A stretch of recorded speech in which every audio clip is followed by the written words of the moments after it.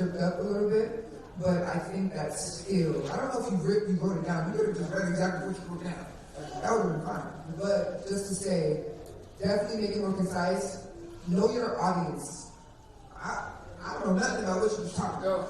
So that's a great point that you bring up. You have to know your audience, guys. So if you're just talking to regular people who might not be in your field, your pitch needs to align with that. Okay? Make sure that the words that you're using are digestible words that everyone can understand. And if they can't understand, you have to figure out a way. You have to figure out a way that it's going to still make sense, like to explain it in a way that's going to make sense to you. Also, just tell our audience not to like. Oh, it's not for you. Your pitch is for your audience. What you mean? No, because you're saying an elevator pitch or like a boss. Oh no! So for example, right now this is your audience. Oh, okay. But that's perfectly fine. Like we didn't have enough time to really explain that, but it's fine. But just in general, still though. Yeah. So this is not necessarily just a job interview. This is just your pitch period. People ask, "Oh, who are you?" Oh. Or like, what's your business about? Or stuff like that. But then also you also have more, better. Not just so nervous that you trip up on your words. Yeah, exactly. That's a matter of just memorizing it and being more sure what you're saying. It's not really. What's up? I'm going to start with. Well, you did well, so I thought you actually had a really great case. You didn't feel rushed. I think you took your time. I think that was great.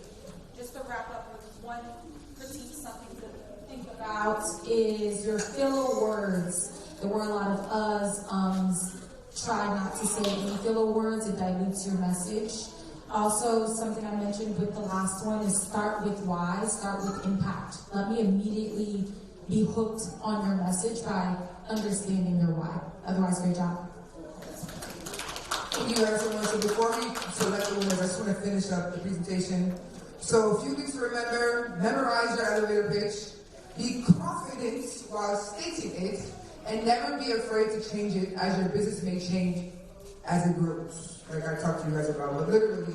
As well as, I haven't added it in, but recently I realized that my brand is actually a health and wellness brand, which is very important, especially for when you're writing like grants and such. And I always put other because it goes in so many different things, but my brand is actually a health and wellness brand.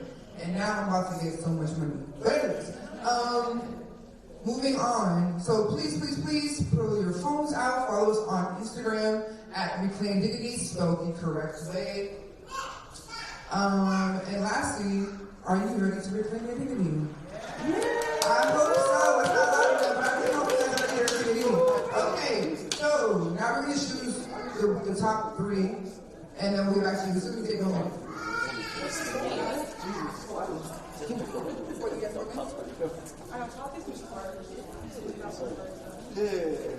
Number 4. I'm coming in last minute to do mine. I don't know. I just What's your? You guys have to pretend and sure I'm pitching this because I need help. So that's hello. Hello, my name is Osasu Martinez. I'm a son of hope, a man of service, and an inspiring world traveler. My interests align with all things I'm currently working on releasing the first 3 poetic masterpieces. I would love to get your insight on how to better position myself in work to best impact the community and That was good. right, so I decided not to do it based on what I get from what I finished it later. Alright guys, you have the winners. Top 4. You guys please.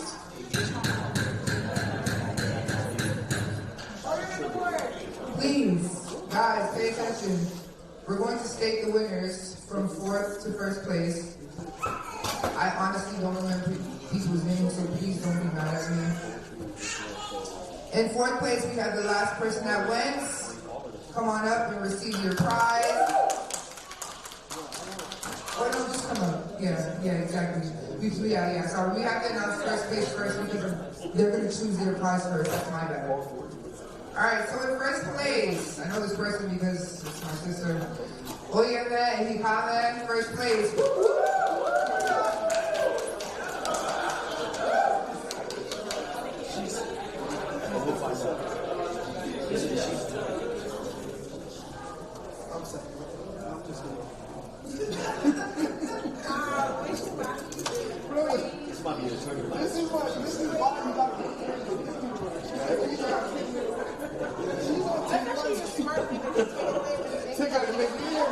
Breaking down the thing. I see why the fuck is she breaks it down and then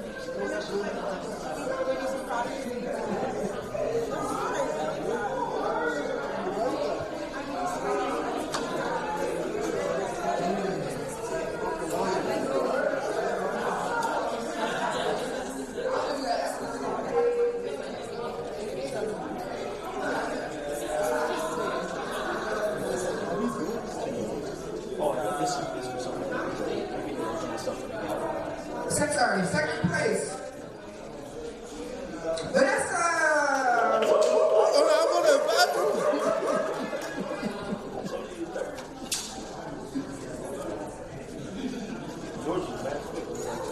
Bro.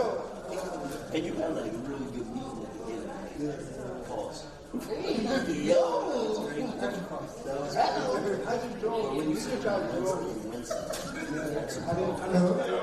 Alright, in third place, we have Osa.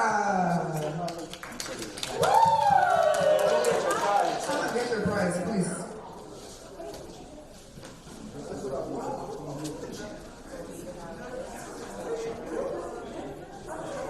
And finally, but definitely not least, we have our last contestants. Please clap it up. First off, I definitely want to say that it took a lot for these people to come up, like to volunteer and to go. So I seriously commend each and every one of you guys. And please, like I'm definitely a resource if you guys want anyone to help with elevator pitches or any of that stuff. I have many documents to send, whether it's job interviews or just in general for business pitches. So don't be afraid to hit me up. Like I stated, please follow us on our Claim Dignity IG, and I can also give you more information. Just don't be afraid to come and talk to me. Thank you guys so much. Thank you. Before you guys go, if I can get Olumide and Isi, thank you so much for volunteering and spilling these gems for us. I know I was excited. This is very engaging. I really do appreciate, and on behalf of Female YAP, we appreciate both of you guys' time coming here and really speaking. So for that, we do have certificates for you both. Thank you.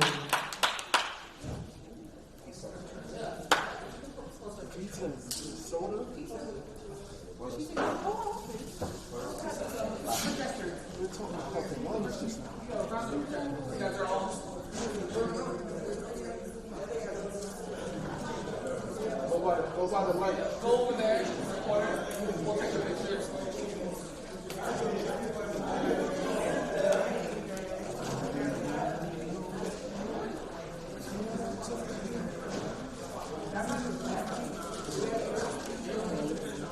Good afternoon. So thank you guys for being here for the panel portion. Now we're moving on to the vibrant tradition. So basically, I'm going to hand it to my lovely cultural coordinator. Her name is Ms. Gabrielle. So she's going to do more of the, vibrant tradition, so more of the cultural of Edo. So can we all clap for Ms. Gabby?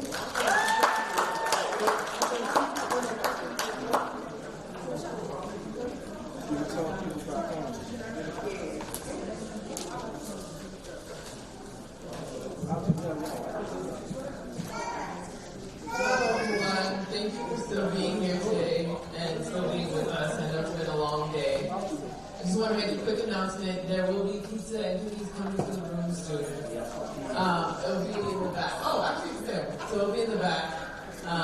So please get your palettes. So, for this portion, we're having the cultural portion, so vibrant traditions. This will be from now to 3 p.m. And this will be hosted by Dr. Cynthia Amakoro. and Miss Emmy Obazi. They'll be teaching us cultural dances. Well, I don't know how many, probably just one or two or a couple. So please put on your dancing shoes, or even if you don't have dancing shoes, just get ready to be very involved. I guess just to loosen your hips and get ready to have fun. I'm gonna pass the mic to Dr. Cynthia. Oh, also please give her a round of applause as she comes up. Hello everyone. It is a pleasure to be here today to teach you guys just the moves, and then hopefully at the end we can all do one of the dances together. I'm Dr. Cynthia Mokaro. I'm the Edo Association of Washington, D.C. Director of the program. And this is my able sister in Edo, Yobazia. So just to start, before I hand it over to her, how many of us know the different types of Edo cultural dances? How many of us know that there were different types? Okay. Can you name one of them? Okay. All right. And how many of us know how to do the hand moves for the men? And how many of us know how to do the dance moves for the women? Okay. And how many of us know the dance for the youths? The youths have their own type of dance. So what is the youth dance called?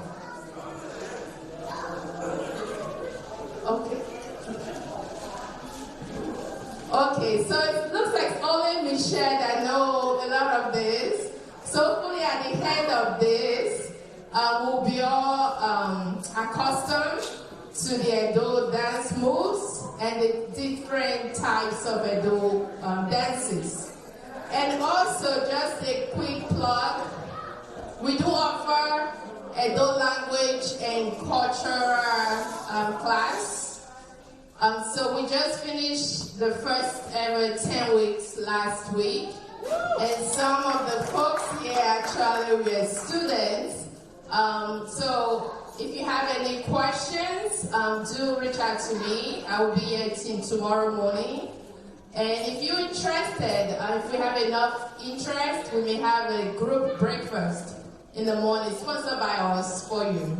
All right? So I'm going to hand it over to my dear sister, Ayi, and she's going to give a good, historical, concept about dancing, put it into perspective, so that we will learn to appreciate it.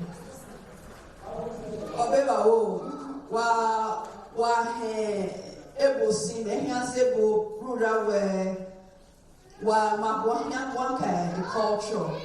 And one thing about culture, you may where language. Able was a scene, was able, so the Helen was able. At all, the Helen was able, so a door here time. And we want now, what Tamawa. Our woman, when I want to see a class in organized, so that while you are here, you are making us setting here. As a woman, all you want, all your boy video talk, while I say everywhere, when they can day. Everyone here will wow, everyone go, people I saw, or I must say, why you here, boy, 1 year. In London, I have more to borrow away. So, I want to do you know, case now, after Wara, Zoe, but here I say woman. And what you are wire what Latian to Ellen, I have with my. And I saw Emmanuel, you are, but Emmanuel, you are. But in my son, everyone, when I said 1 year, so that why sitting with me, they will not. Our Martian worker, women, Ubeme, what's your nanagbe? What's your nanagbe? Wagube? Unuwa wagbe? Why do you dance? Why? What's your why do you dance? Why do you dance? Or why don't you want to dance? What's the man on the and I saw you away and be ruda where I be here get up with me talk. No. Are you guys understanding this so far? Alright. So she's asking, why do you dance? What is the significance? What is the importance of dancing and moving your body? Oh, I love what you said. To express history. Okay. Now this one reason. Working out. You can move and dance if you want to work out, lose weight, feel good. Awesome. That is a great reason. Head benefit. Wellness. Oh, she's a doctor, so she's thinking more in the head. What other reasons do you guys dance or get your body moving?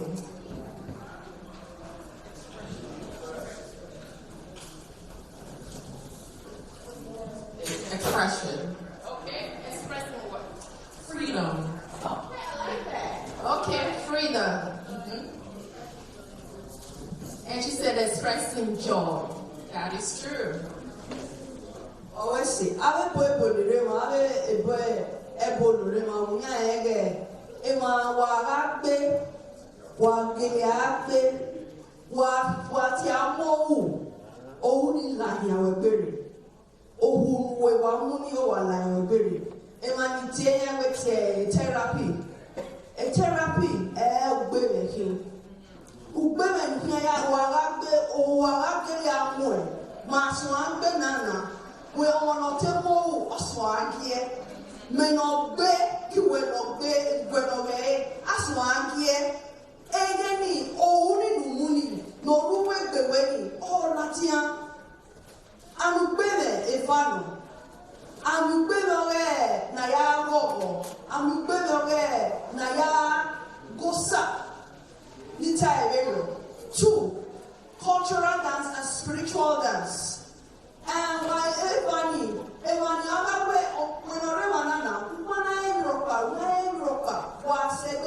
the spiritual dance no money. Why they were to away that? Who's one connects? That is a spiritual dance. Overall, okay, now okay, and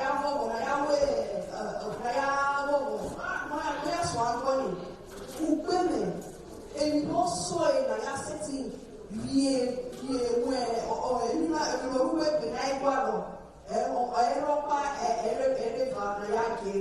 So you know, my name is Mama Raeha, a honey, Aldo,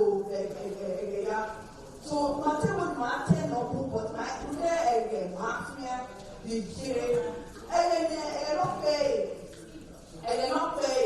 Afia,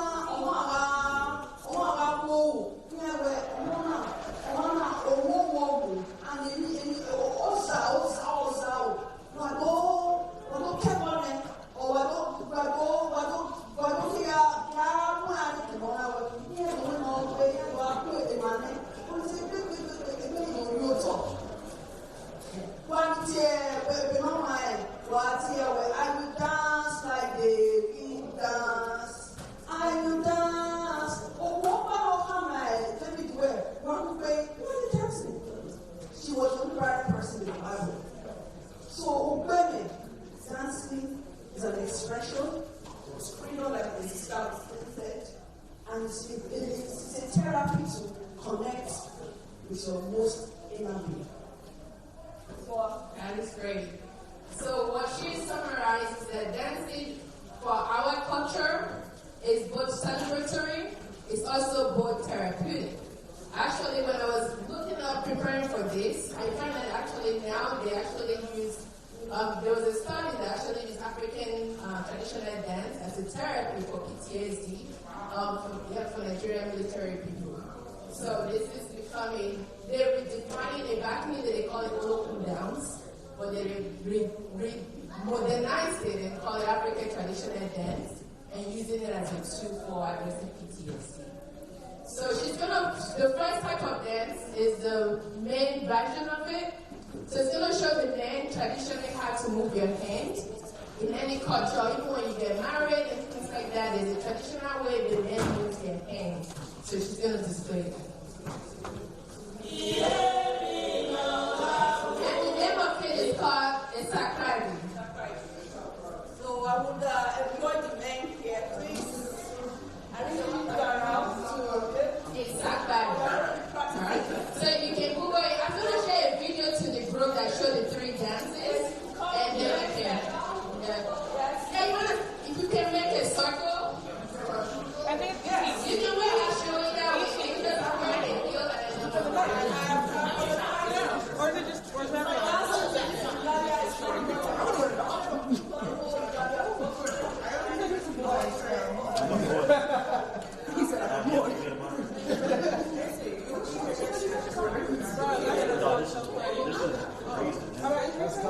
Come up to the front. That's Sam's Club. It's the men first, and then the women. Okay, just the men. Right. Just the men. Come on. Come on down. Just the men. Where are you running to? Richard Casey.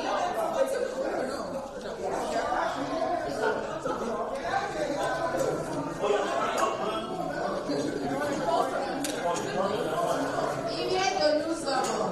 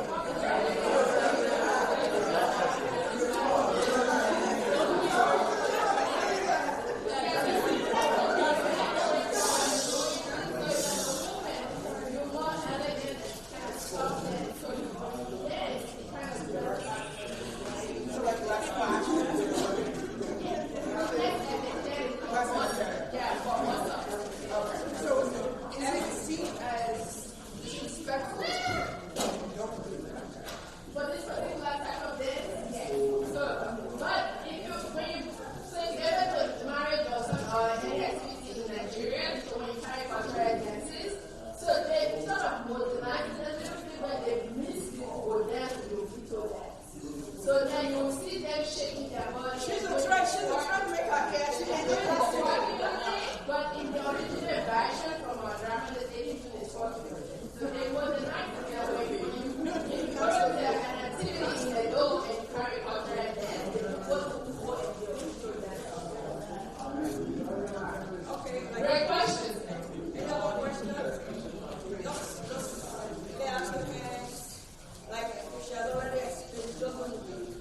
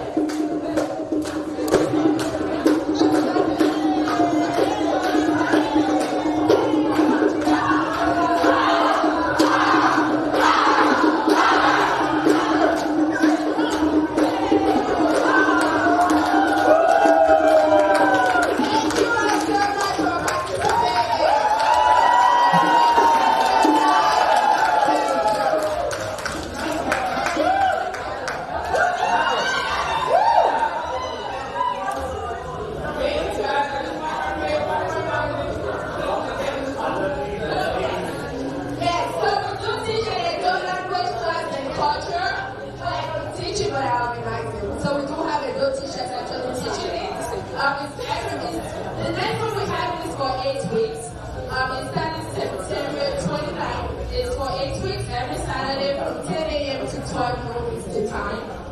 It's $50 for the 8 weeks. So you can reach out to me or reach out to Sister A to sign up. Okay, if you sign up already for the past semester, a lot of you guys get busy. So you should reach out to me. So shame. It's okay. Alright, so if you sign up for last class, but you didn't really participate, you can come back and you get to participate. Alright, thank you all so much. Any questions?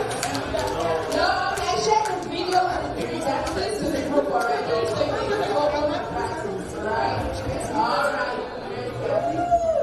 Thank you. You give them a round of applause. Virtual is on Zoom. It's from 10 a.m. Eastern to 12 noon. You don't want to go round of applause.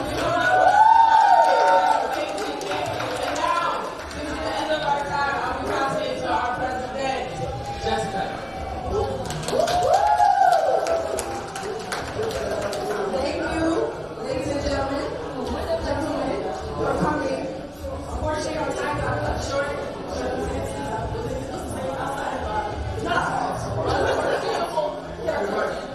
So, since we have to cut it short, we still have Zobo for everyone. So, pay attention to the chat. We'll take you to Zobo. Can I have that word come out so you guys don't put it on?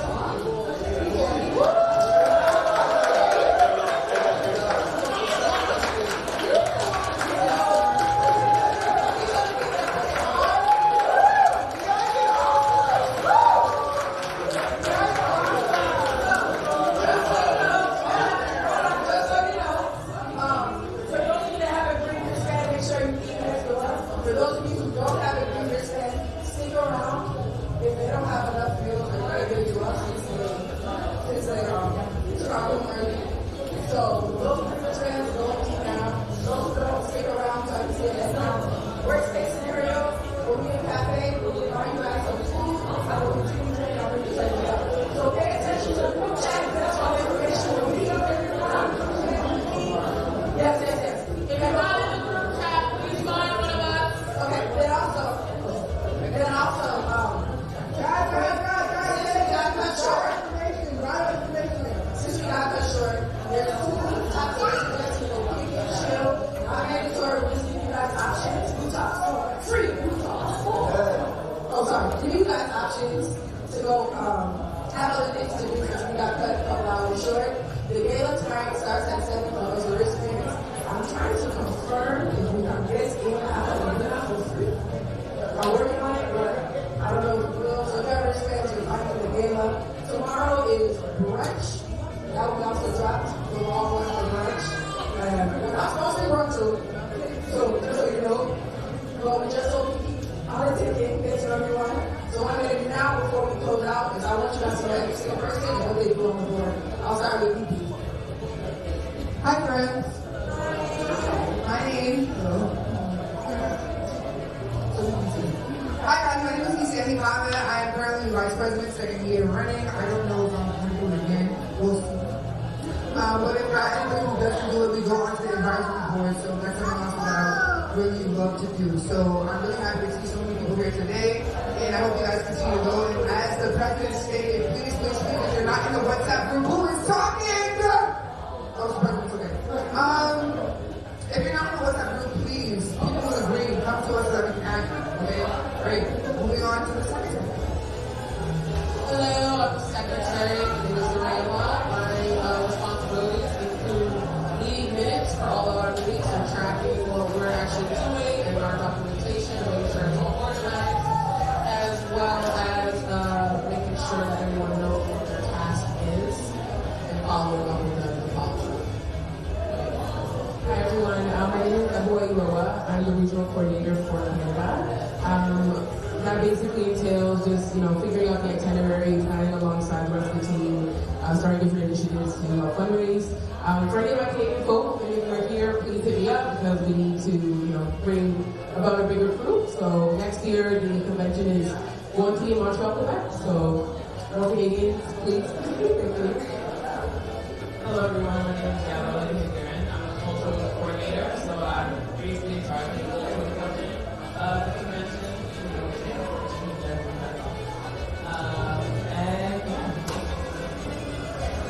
Hi guys, I'm Asayo Elijah and I am the treasurer.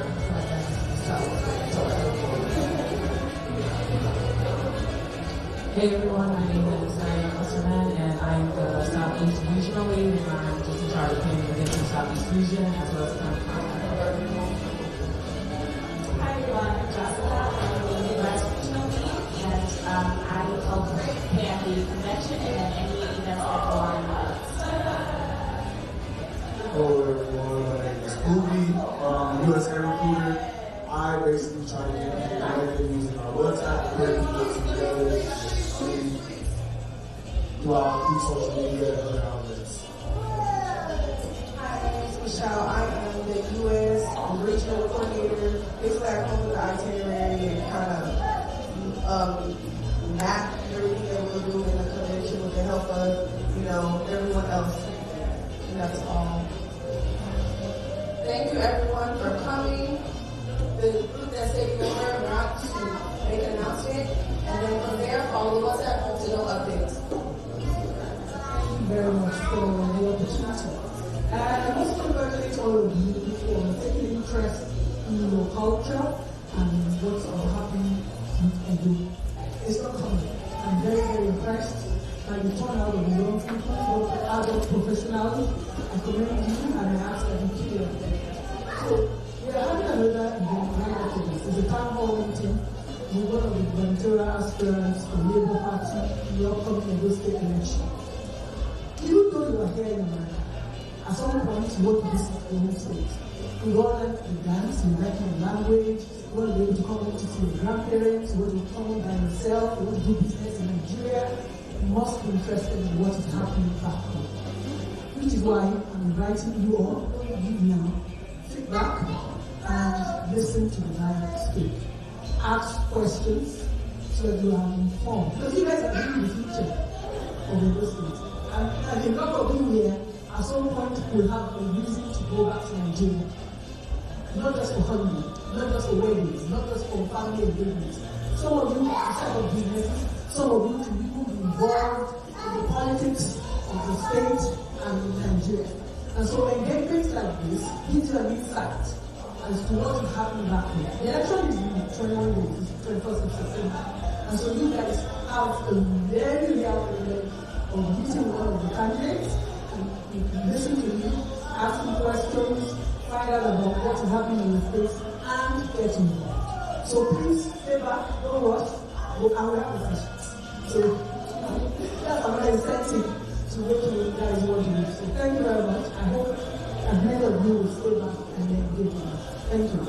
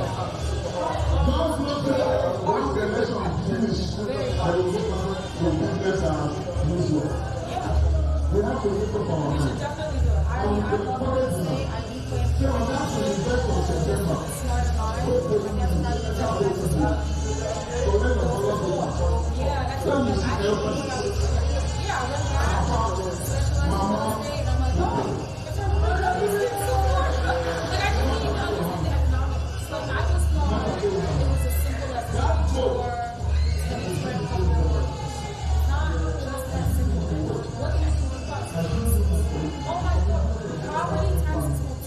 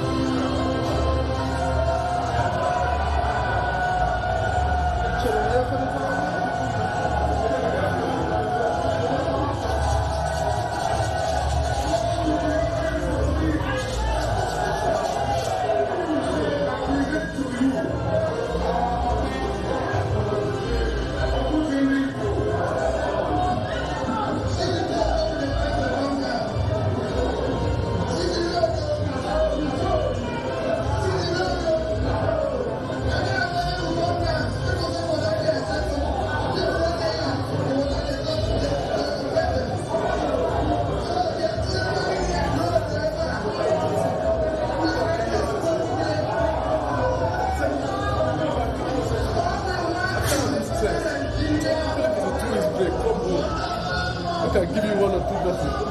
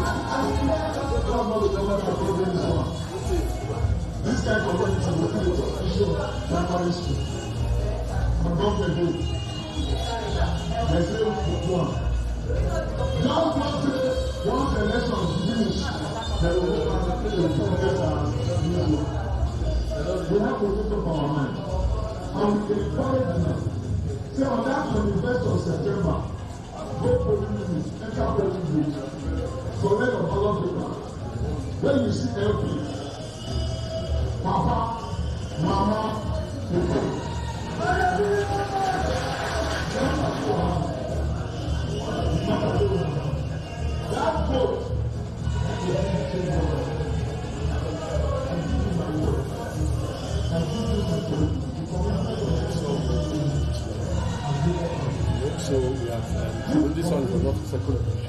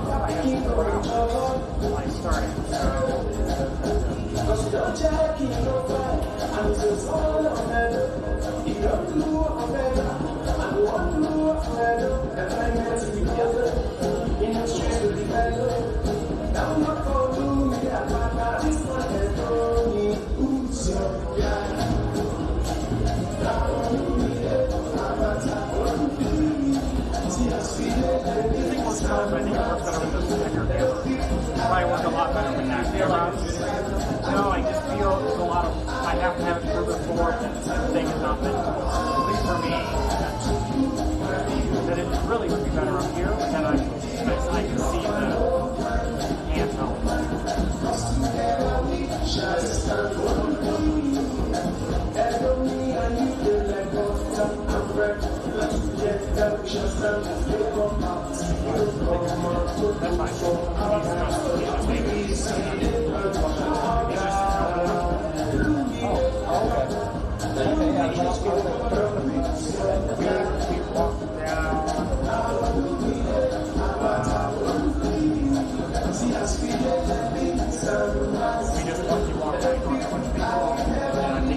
That's fine. and about basically at that point. I got the whole now.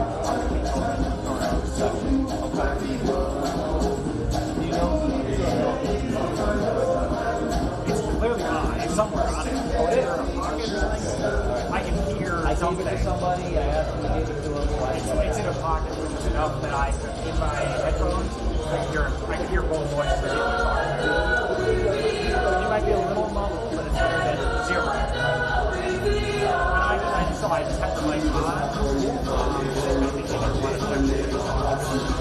on. No, he tried. He didn't. Someone over here.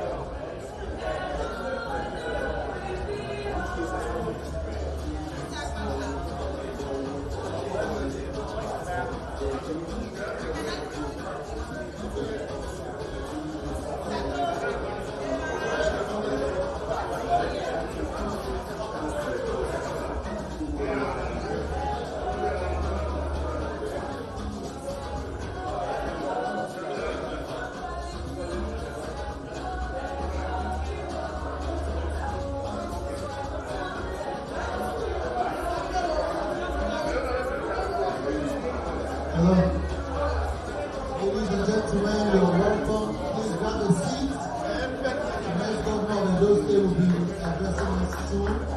Please grab a seat and stay be confident.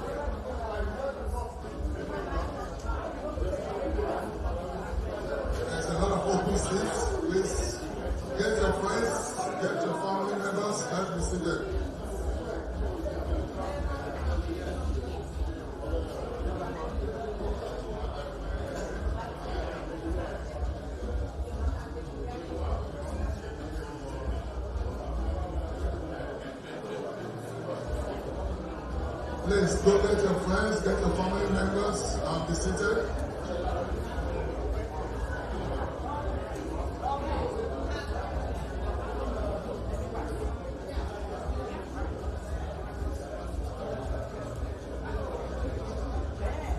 We're about to get this program started, please.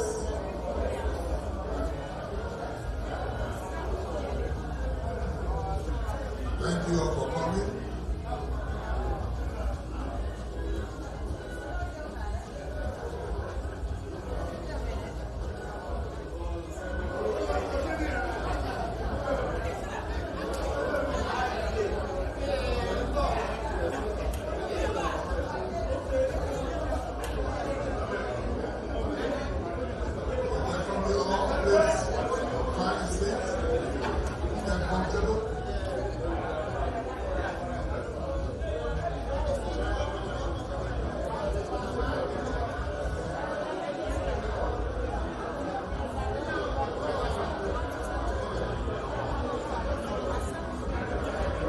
Please get comfortable. Just sit.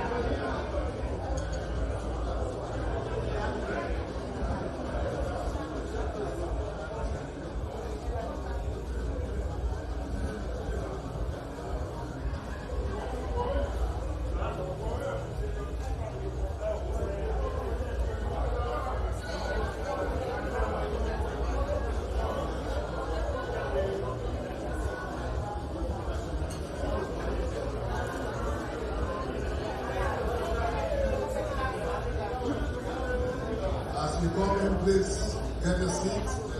sit back here.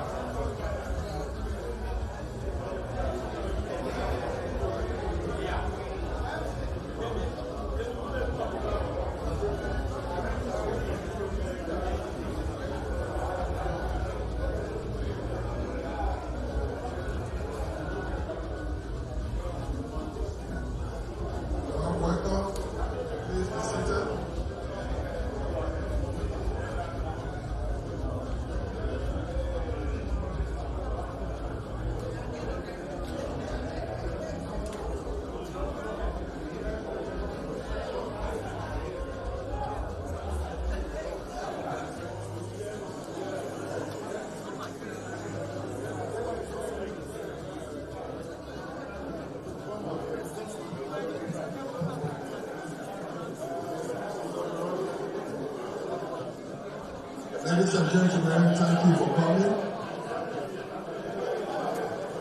We have our principal already in the house. Please be seated.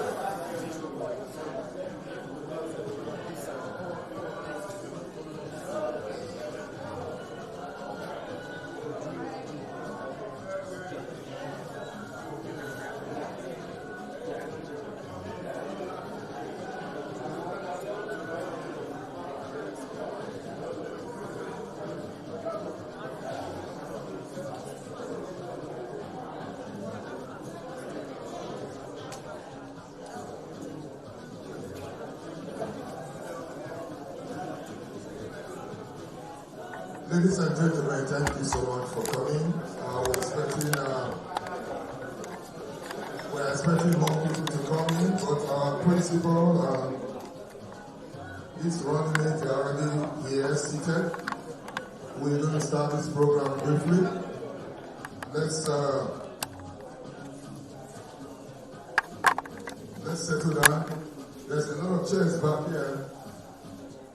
Please be comfortable.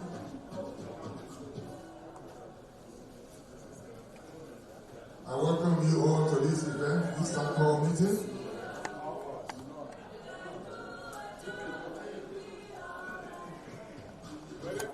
We are about to get started, please.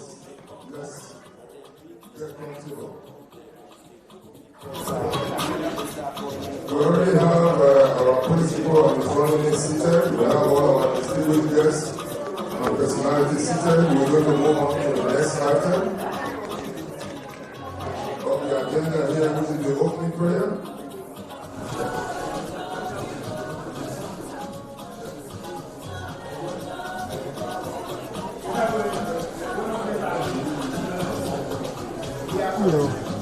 Your uncle. Better, your uncle. Okay.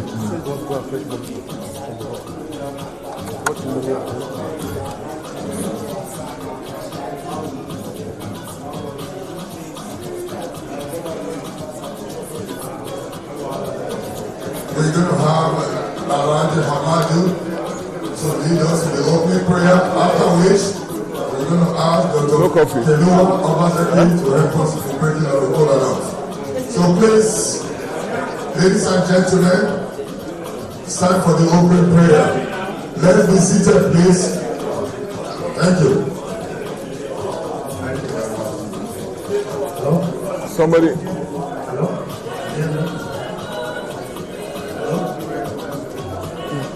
Dio.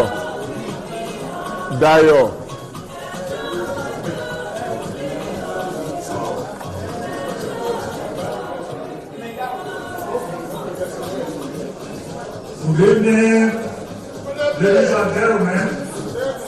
Senala Abin I have stepped up due to the principles of inclusion for religion and serving God. So I've stepped up as a Muslim to pray for us this evening. And inshallah, prayers are already answered. Amen. Before we are asking God to strengthen his understanding and listen to the message.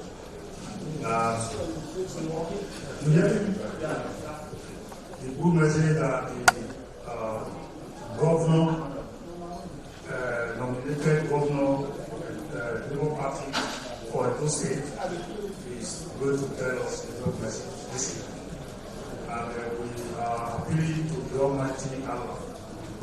Almighty to be in our midst, so that we listen very well and carry the message home to our families, our friends, and our tutors, our co-workers at work, who have either people in Nigeria or family in Nigeria, who may be able to influence the win of the political party for the gubernatorial election that's coming up in September. So we are pleading to the Almighty Allah to do His usual and be with us and give us success in the election. Thank you very much. I'm going to support this prayer with Surah Al-Fatiha. Surah Al-Fatiha is, when it's alive in you, the devil cannot come close. You all know that everything that happens is coming to the devil. So I am going to start. If you are able to follow, just say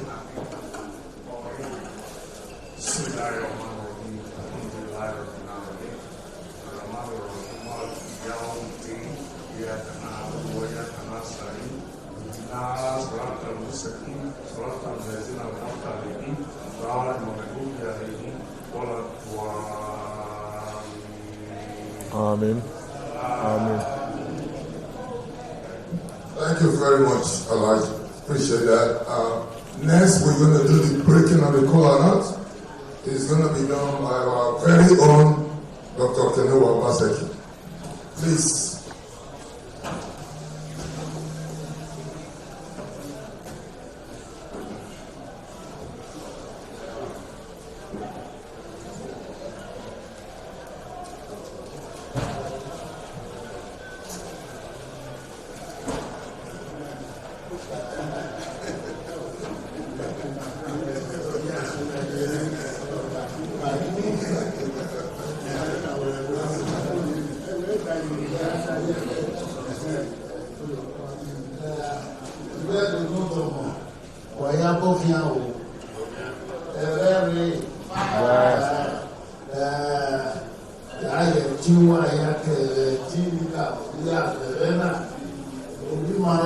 Olumide Akpata Chimasowa Owe Duma Ma Daihore Ma Lenyota Le Dubine Lotuda Ina Naga Tie Awata Ni Ma No Ona Lenyota Olumi Ile Detroit Na Wa Ya Ele Mana Ile Ko Daihore Ile Doya Ni Anota Rosaropa Ida Gloria Tine Ni Yanowi Au No Se Dio Animao Oba Tope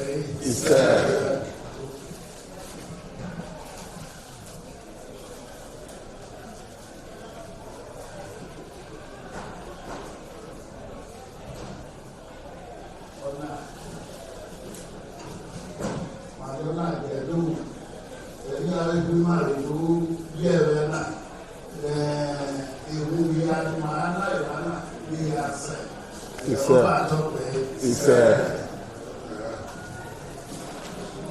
Away now here, my incoming. And the deputy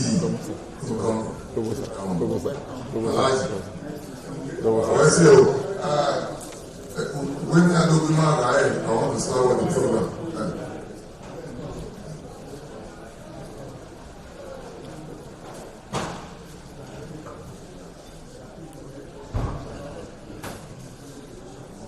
So we have a lot of distinguished guests here in our midst today. We want to recognize you all. We may not be able to call all of you by names, but you are all welcome. All our distinguished guests. The list is so long, but I welcome you all to this great occasion. It's a town hall meeting by our own Oviedo Sese, our own barrister Olumide, Sagogo, Akpata, our Kohonel.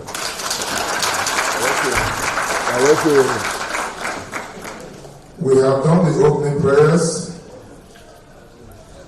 and at this point, we want to call on our very own DG, Bishop Omede, to give us an opening remark. Please, a round of applause for him.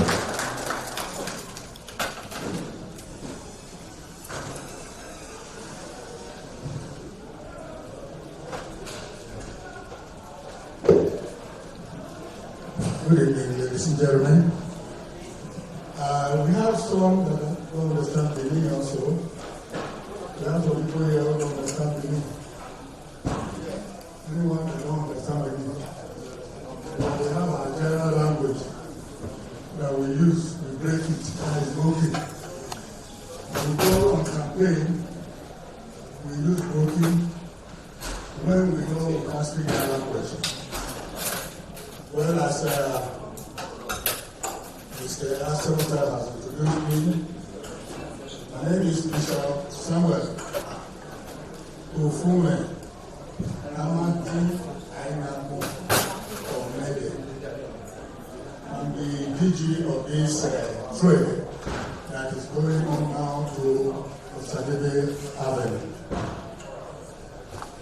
Well, let me give you a little history on how our principal came to be a Labour Party candidate.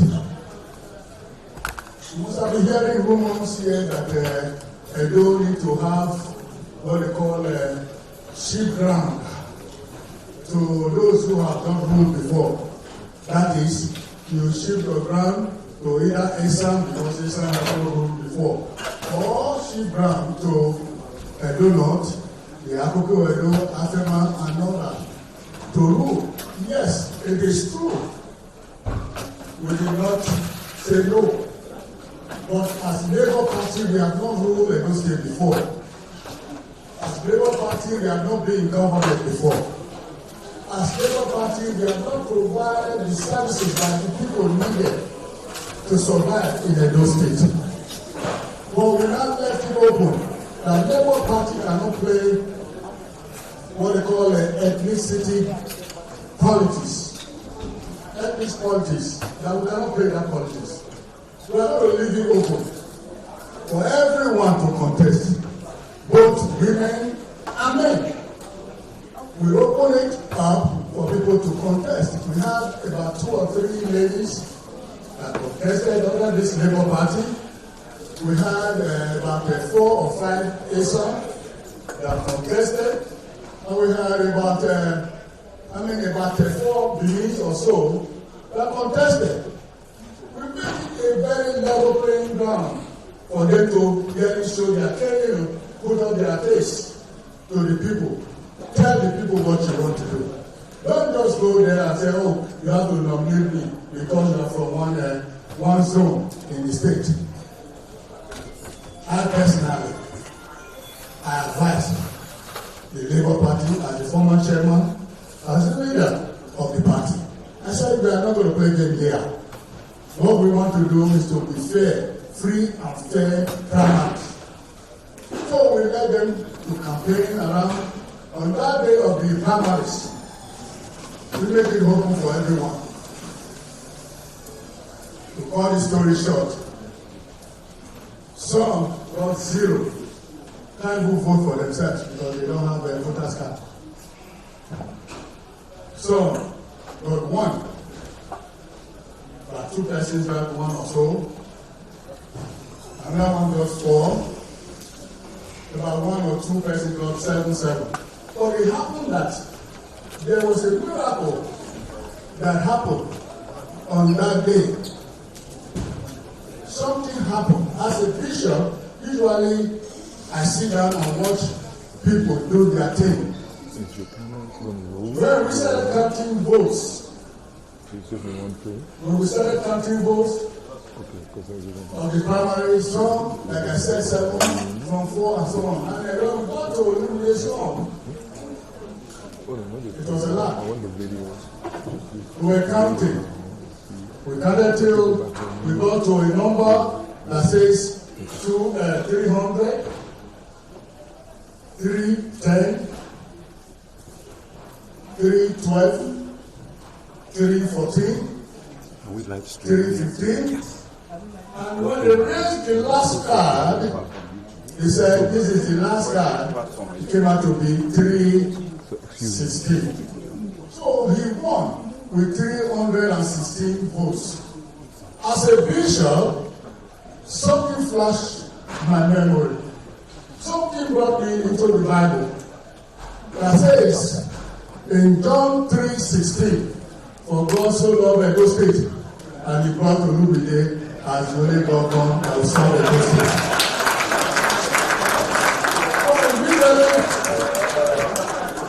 I was not in PG and that day. I said, my son, my brother, this is something that this number you got is not by your power, by divine authority. Not by his power, not the power of men that were there or women, but the power of God. And he reflected that right away, like a lightning. As a bishop, I just went. I said, oh, God, this is king. For God so loved the world, he gave his only son. Now, yeah, for God so loved Edo State, he now gave us Olumide, who will be our next governor. We have gone from Edo South to Edo North. As we go, wherever we go, people just pursue us, go with us. They keep following us. I'm wondering what is going on. The train is so busy. Sometimes we can't even, the people are so many, but we can't even film it. People are not telling us. That's why we are bringing messages to speak to us. I just want to speak a little bit so that he can help completely. There are places we have been to. They will tell us, Olumide, don't worry, we need a change. Now Edo is going to get a proper change because we are not going to go to recycle bin. This man is not from a recycle bin of APC and PDP. Some people, they come to the APC and PDP, you will see them, someone will be in PDP this session. The following session is where? APC. No ideology. No ideology. They cannot tell you what they want to do. No, don't let people deceive you. Don't let people deceive us. We have had enough. Our mumu don't do. So what brought this man to us? You will listen to him. And God gave another person to be his assistant, the deputy. When we are looking for deputy, we say, God, give us somebody that can help Olumide win this election. And the Spirit of God directed Olumide to go to Edo North. He got a wonderful man that a prince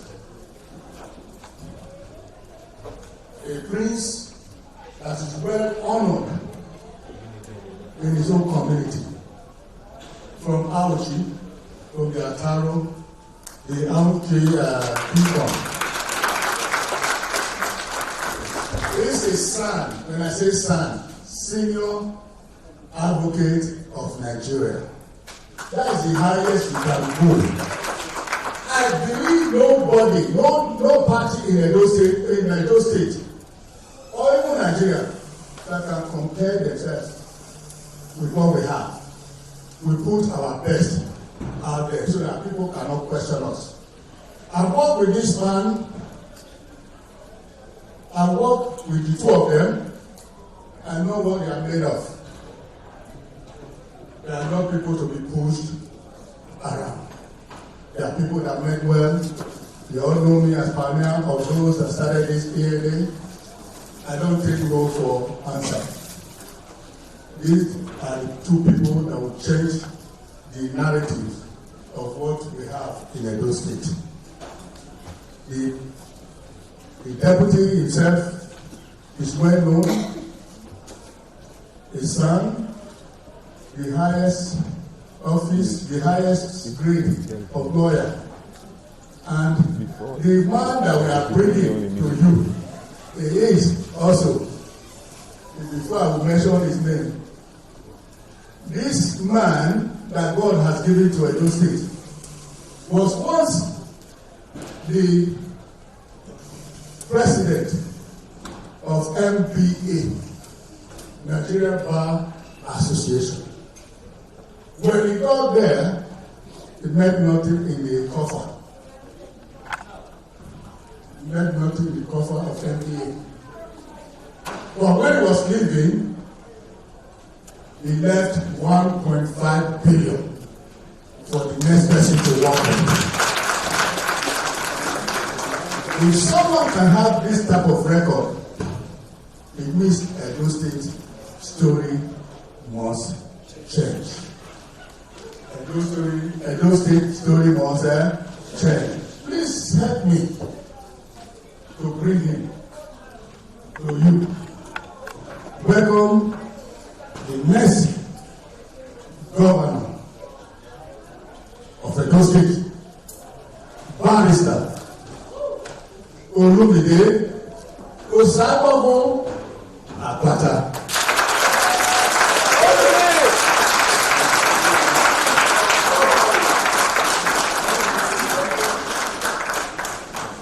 Domo, sir.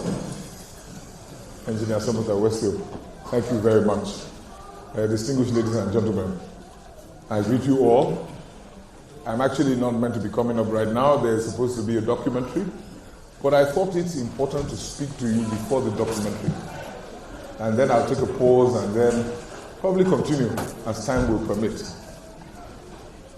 I know not everybody here is Benin speaking, but we're here for Edo State.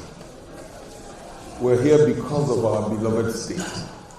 I must thank you all for coming. I want to sing a song. It is a song in Benin, but permit me to sing it. And then I will tell you why. In the Labour Party, in the Edo South segment of the party, the song we sing to remind us of why we are together, what we're doing, what we're doing. Akube, Magalo, Akube Baba, Magalo. Warima Akube, Neria Rama, Akube Retin, Iwanebe Obire, Waguma Wakube. So, in those who speak Benin, please just look to the person next to you who may not be Benin speaking and explain why. It says the only way we can move forward is if we come together, all a team. And the reason why that song is important is that the only way Edo can make progress is if all of us who belong to that state work together. Akube, Magalo, Akube, Baba, Magalo, Wakima, Akube, Rama, Akubo, Iwane.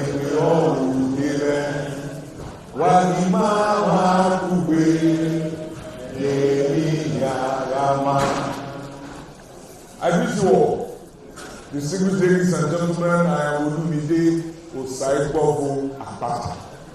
I am the candidate of the Labour Party in the upcoming elections, gubernatorial elections coming up on the 21st of September 2024 in Edo State. I emerged as candidate of the party after a keenly contested primaries on the 23rd of February 2024. Of the available 343 votes at that primaries, 343 votes were available. I garnered 316 of those votes at the primaries. I stand before you as the candidate of the party by, how do I put it, the expression of the will of the members of that party. Thereafter, we selected our deputy governorship candidate, my friend and brother of over 35 years, also a lawyer like me, Alhaji Yusuf Asama Kadiri, senior advocate of Nigeria.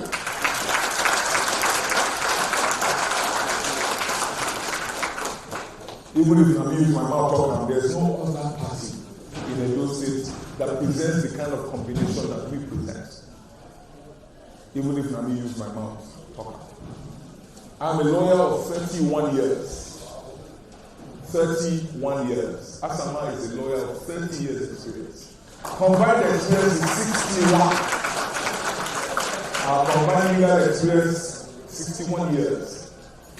I'm the immediate past president of the, I'm now twice removed because we just inaugurated our new president at the bar, so I'm the former president of the Nigerian Bar Association. I'm the 30th president of the Nigerian Bar Association.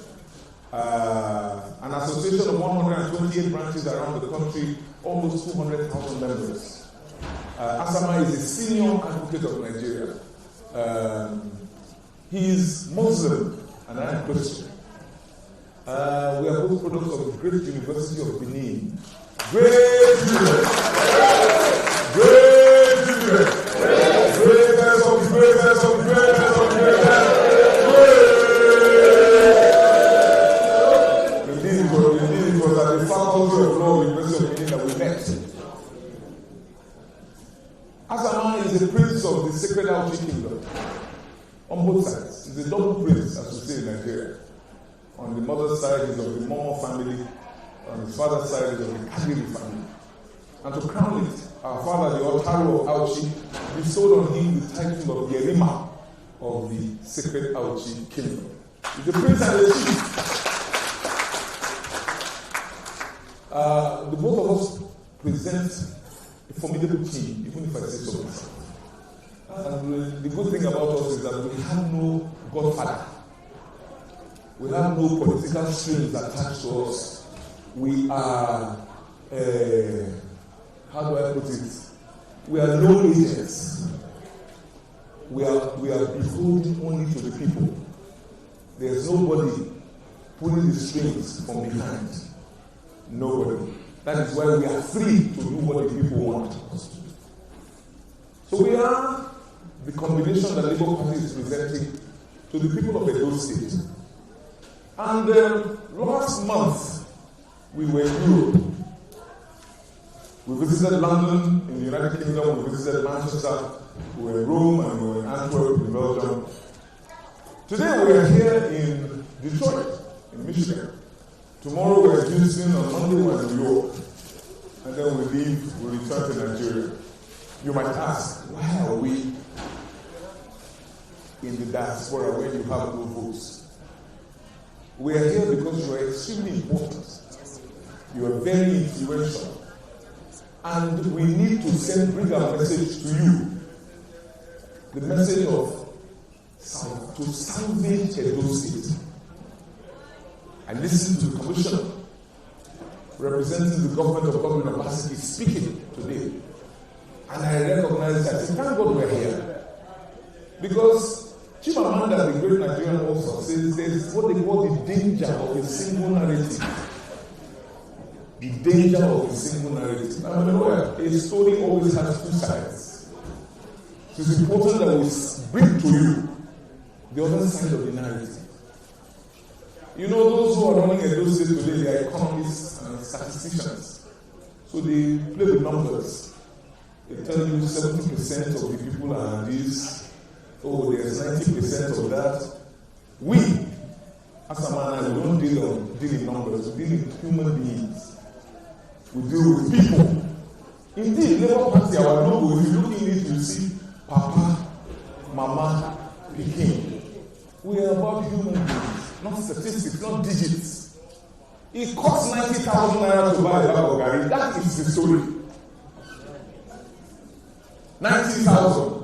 And attempted minimum wage is 70,000. And I say attempted because they are still trying to pay it.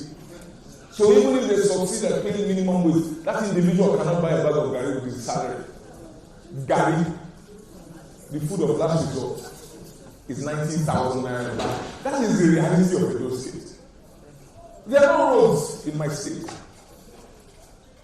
And the government of the day puts up a sign saying to us, please bear with us, this is a federal road. And that's what the British call that. Very shameful. Because when they sought office, they did not tell us that there was a distinction between which road is federal and the one that is state. So that is the reality, which is why I said in the hall, don't take only one side. Call your king and king. Don't listen to me. Call your people. What is going on at home? The home that you love so much, the home that you want to come back to. What is going on? In 8 years, we have seen a decimation of our state. And this is a state that earns 16 billion naira a month. 16, not the bills, not the money, not money. 16 billion every month. Our debt profile in Edo State is almost 600 billion. These are the harsh and stark realities. I dare say that this government has superintended over failure. Because with that kind of income profile, 16 billion a month, and that kind of debt burden, you would have thought that you would just see saving me just fine everywhere. No. Come to Benin City. All the approaches into Benin, impassable. Go to Orobi, the intercity roads. You can't get it. I mean, to go to Aroshi, his hometown, we have to go through the back roads through Sabongida Oro. And even at that, just pray say one trailer not fall for that road that day. Your journey will be aborted. That is our reality. We are for Papa, Mama, Pikin. We are concerned about the loss or the fortunes of the average Edo person. That is what Labour Party is for.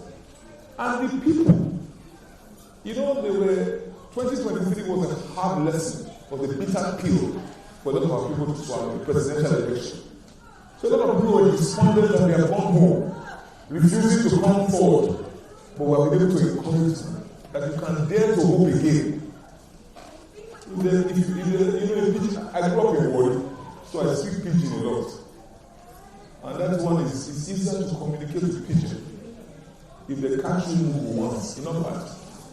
Now if they catch you move 2 times, that is the problem.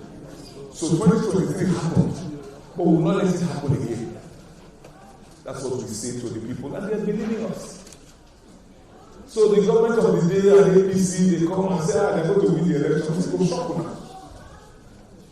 As they say in local parlance, they will be served with hot breakfast by the people. Because the people are tired. The people are tired. The test of any government, a good government, is when they get their resources, the resources that belong to the people. You ask, what will I do with these resources that will benefit the majority of people? That is the test of any good government. 16 billion a month. What do you do? You have to prioritize. Think of the people. You have a government today that will pull down the hospital. Not will. They actually pull down the hospital to build a museum. To build a museum. Now, we all know the place of the museum in every society. The beautiful museums all over the world. I've been to many. But the question is, at what point do you build a museum? There's, in terms of priorities, have you sorted out the roads, the schools, the hospitals?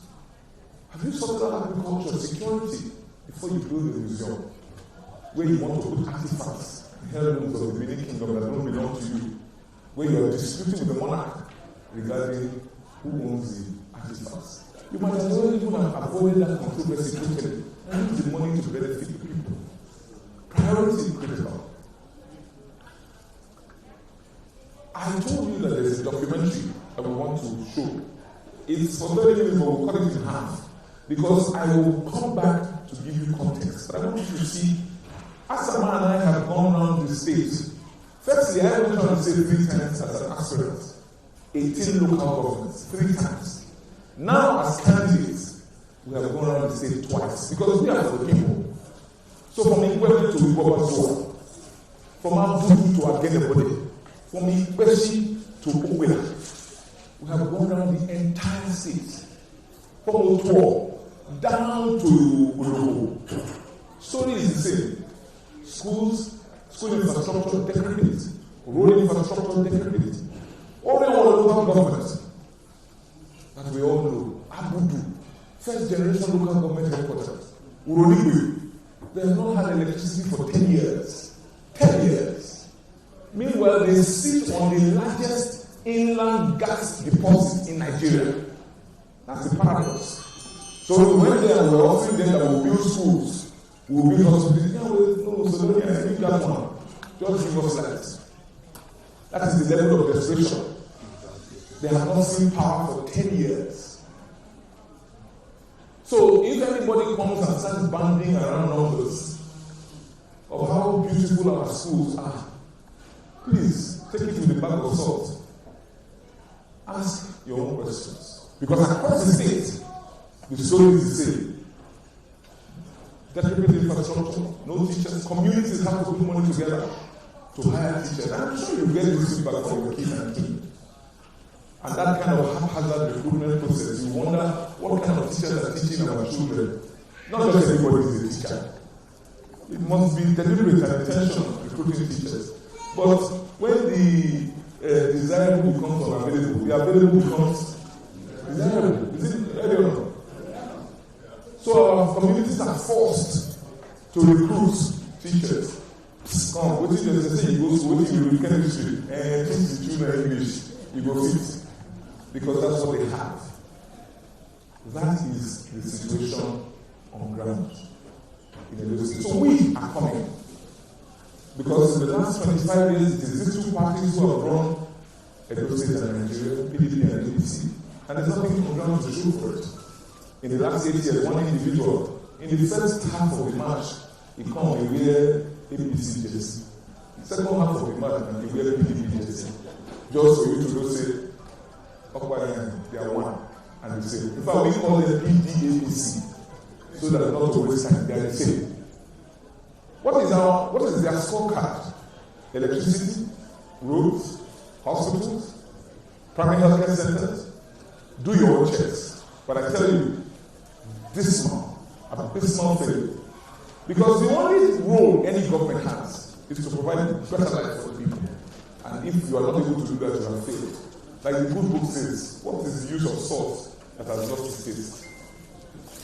It's no use to anybody. Labour Party, what is our own story? We have only one governor in the entire country. That governor has been in office for only 1 year. Aba today, the state is Abia State, the governor is Alex Oti. Aba today has 24/7 electricity. 24/7 electricity. So it's doable. It's doable. It's not rocket science. It's not about statistics. They tell us of how many power projects they have built in Edo State, but the people don't have power. So when the power they go, about today, the iconic area in the international market that had become desolate under a series of PDP leadership. This governor, in less than 1 year, has returned it to its right of place. Market women have been given interest-free loans by the government. Interest-free. Because that's how you can build the small and medium scale enterprises that are the engine room of any economy. That is the report card of the Labour Party. As it is happening in Abia, that is how it is done in Edo under our watch.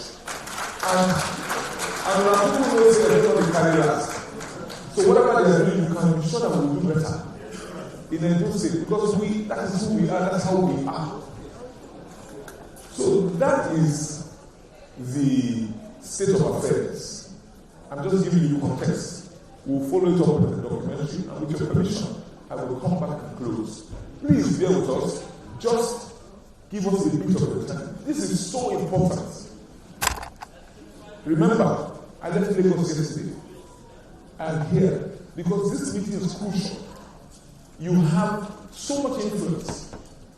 When I come back, I will come and speak to the issue of how I intend to work with the diaspora our diaspora citizens. Take, for example, healthcare. We are going to set up 182 primary healthcare centers in Edo State in reality. Not what you are hearing. They are not right now. There are few, right, functioning suboptimally, and very many not functioning. We will have 192 functioning. And we're going to work with our doctors. We'll have doctors locally, but we're going to work with our doctors in the diaspora. There's telemedicine. There are many of them who want to work back with, cooperate with us at home. We're going to do that because our people need help. Healthcare is a human right. Healthcare is a human right. So I will step back for a second. Dialogue, can you cue the document? Just for you to see what we have seen in Edo State. Thank you. Please, let's give him a round of applause.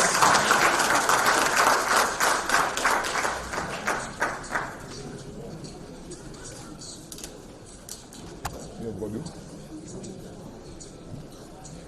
Put the microphone close, please.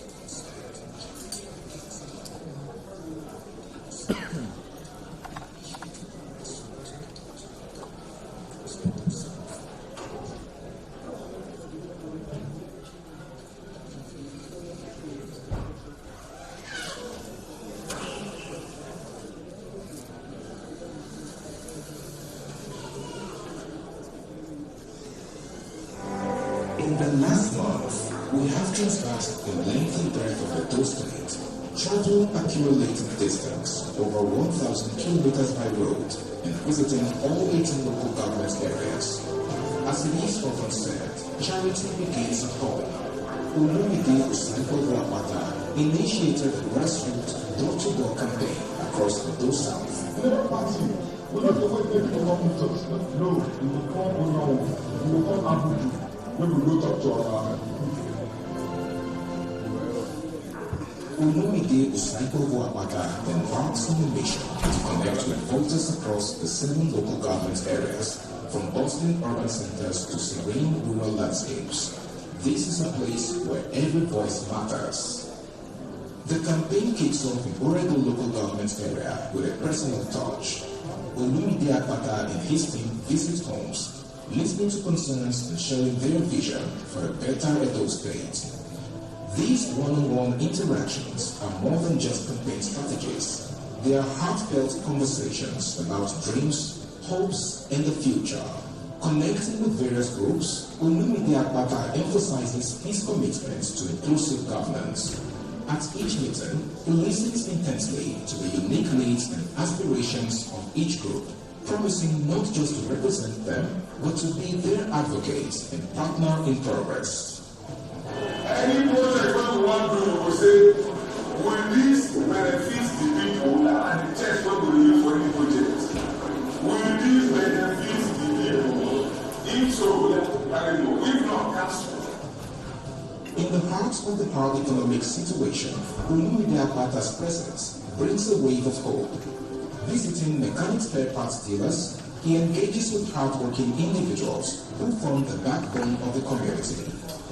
Their challenges become his own as he discusses practical solutions and shares his vision for economic empowerment.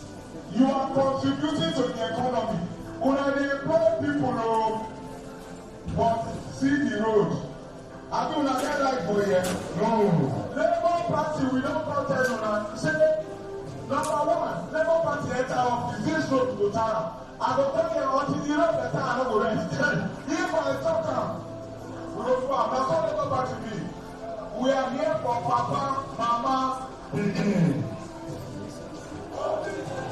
On June 15th, the air is electric as Edo State stands still for the official flag-off of the governorship election of Olumide Akpata by His Excellency Peter Obi. The energy is palpable, the current enthusiasm infectious. This moment marks not just the start of a campaign, but the beginning of a movement fueled by hope and a collective desire for change.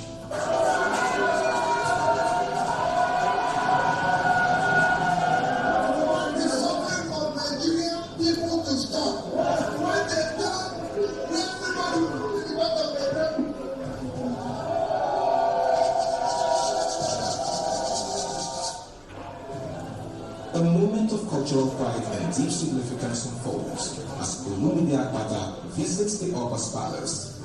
The Oba of Benin, with grace and authority, clears the air by calling Akpata the true son of the soil. You are the true son of the soil. In Benin, we say, forget the things, true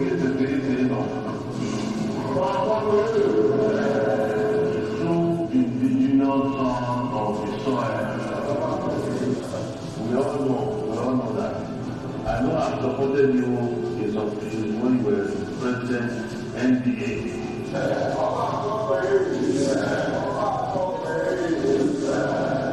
This is more than just a ceremonial blessing.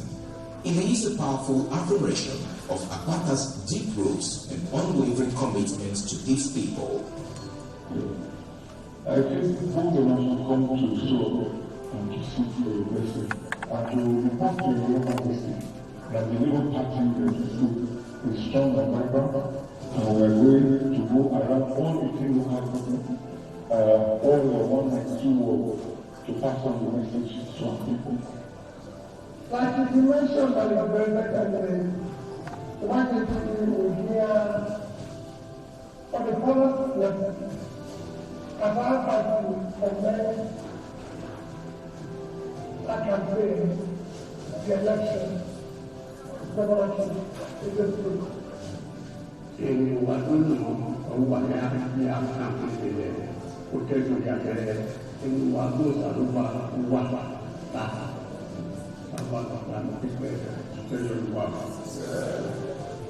The journey continues across the South with Olumide Akpata tirelessly reaching out to every corner, ensuring no voice goes unheard. In each local government area, from Ego to Oriomo, he listens to the heartbeat of the community, shares his vision, and inspires the collective dream of a brighter future. I say I will appreciate, but I never seen the local government when it be 15 years no life. I just told you local government. This is very necessary in the state. The constitution has been amended. State government should do their own light projects. Our own has the largest gas deposit in the whole of Nigeria.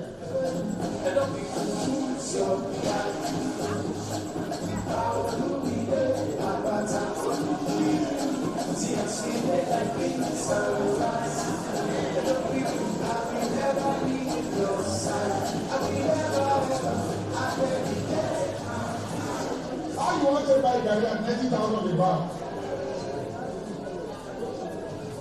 If you buy Gary, I'll come collect for you.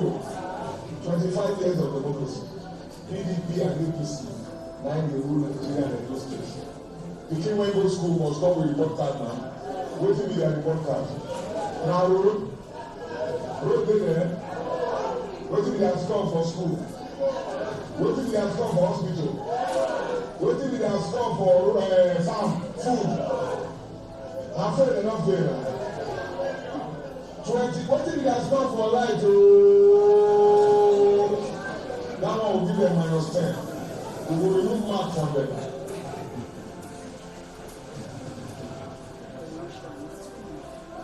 This road when I pass through, na river abi na road.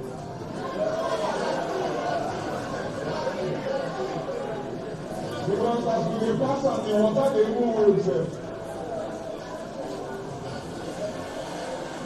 Na canoe we for don use now. God go use Labour Party to do am for us.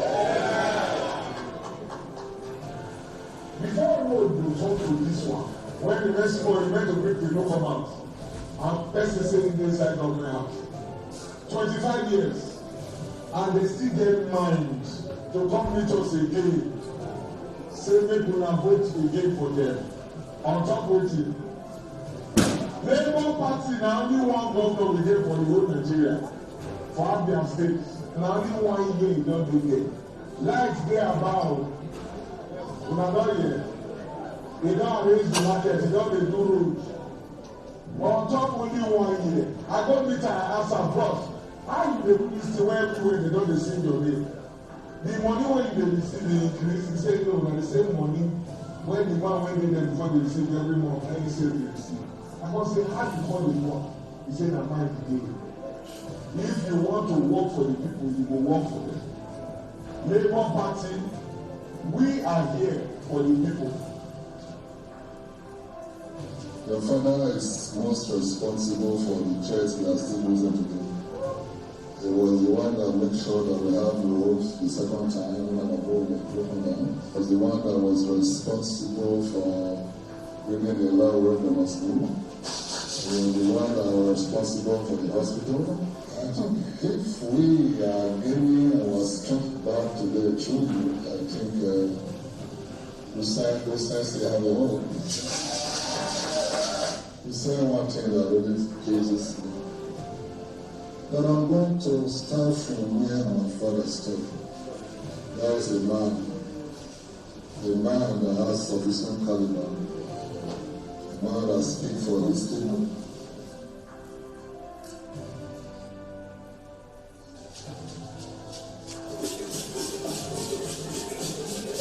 Today, our papa I can't see. I know how when I go browse my family house. Our papa pray for me. My family pray for me. The matter not set now. Labour Party and for papa, mama, pikin. The time don reach make we sack PDP and APC. Make we sack them. Me, I don come with my application. I go fit do the work. Make una vote for Labour Party. When I talk am, I dey do am. With Olumide and Kabiri. A particular touching moment was Akpata's visit to the IDP camp in Uruguay. The internally displaced persons sang an emotional song to welcome him, a testament to the hope he brings.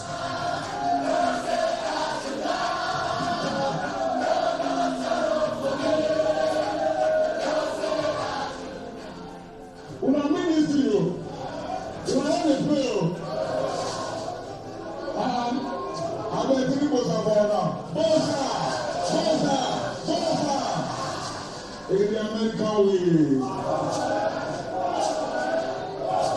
in the global way,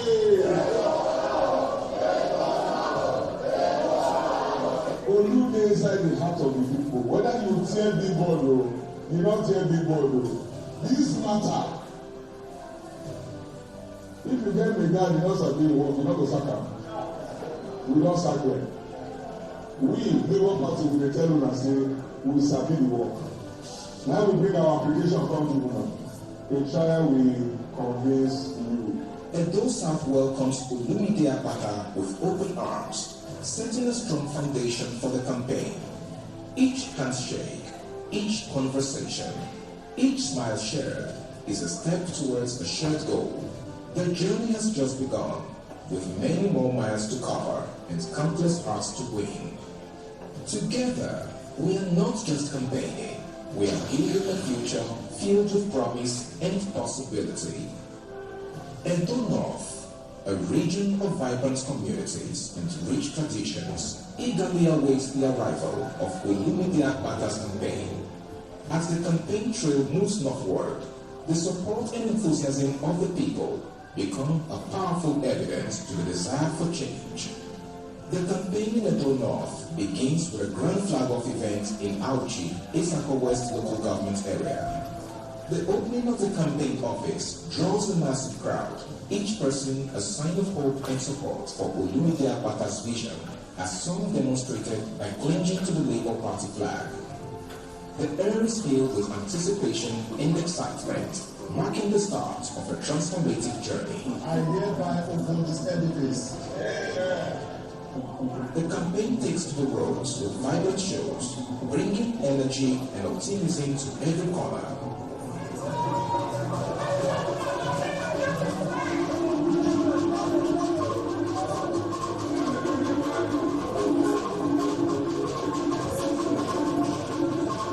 Olumide Akpata's visits to mechanic workshops, fellowship centers, and women's groups are not just about speeches. They are about forging connections, understanding struggles, and offering genuine solutions. We don't really say we go to help, vote, so that you will win. And Labour Party go shine. We are not your regular average politician. The reason why we join politics is say we need better life. Government, that is their work. They don't get any other work than to provide better life for their citizens. We have a deputy governor candidate, only in the double prince of Outlook. Only in the Yerima of Outlook. Only the barrister. Even the senior advocate of Nigeria. Even the Alhaji. Labour Party na the only party wey say we go take one candidate from Edo South, that Amiro. We go take one from Edo North. We go take one Christian, that Amiro. We go take one to balance am. We will have a good opportunity. Now we make sure we have a seat in the state government. Oh yeah, in your honor as parties of President Olumide, because na the only party wey get children free na the things. The only party wey know say the primary purpose of government na to work for the welfare of the people na the things. We the team wey we work. Make life better for our people, for our people. In the heart of Isako West, Olumide Akpata meets with the estate's traditional rulers. Their heartfelt endorsements, prayers, and commendations reflect the deep respect and belief in Akpata's candidacy. These interactions are steeped in tradition, yet forward-looking as they discuss the future of Edo North under his leadership. People you see here today is an eloquent testimony of your acceptance in my kingdom, the Labour Party. Once I found any government that one year best, always good. Now, by the grace of God, one will give the blessing to you, that blessing will follow you.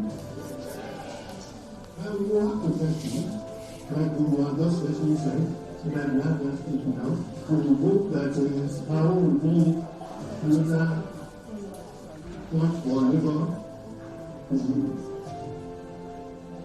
Empowering the youth and women is central to Olumide Akpata's campaign. His interactions with youth associations and women's groups highlights his commitment to inclusive growth and development. Labour Party's members and supporters rally around him, creating a united front for progress and change. For me to come here today, you can see that we are a serious business. I joined PDP since 1999. Now I decided to leave PDP to Labour Party. I have a something woke me up to say, I should get it. Go and work for Labour Party.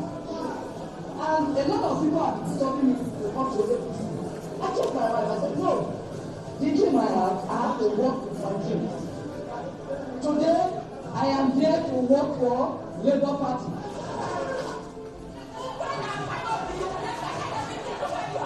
The campaign trail faced a serious challenge in Umura, Omo West, where PDP thugs attempted to disrupt the event.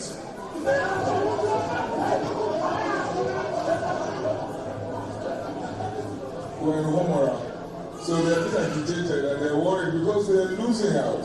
You know, they have nothing to show for 8 years in government. So they think that what they normally do in politics is to intimidate. I will not be intimidated. We're not going anywhere until we speak with our people. The people must hear from us. The people must make their choice. Demonstrating courage and leadership, Olumide Akpata stood his ground, ensuring the campaign continued and issuing a stern warning to the thugs and their sponsors. Now because of America, and I'm on zero now. September 21, we will tell them, now this one we will use. Yeah. That is Papa, Mama, no shaking. I beg, people are calm down. I don't send message, go send them. Yeah, they warn you. are the one you have been passed through the intimidate. My deputy, if we pass through the intimidate, they're not fit. Be careful. You don't already start They're doing this not stuff. fit. Don't the Lord when we talk our own. His resilience inspired his supporters, reinforcing their trust and determination. The campaign journey continues across the remaining local government areas in the Edo North. In each local government area, from East Akko East to Akoko Edo, Olumide Akpata connects deeply with the people, sharing his vision and listening to their aspirations.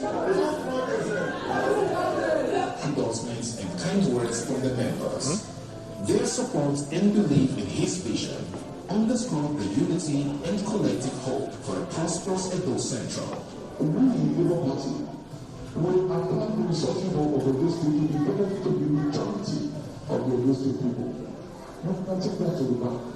That is how you know the government that is good.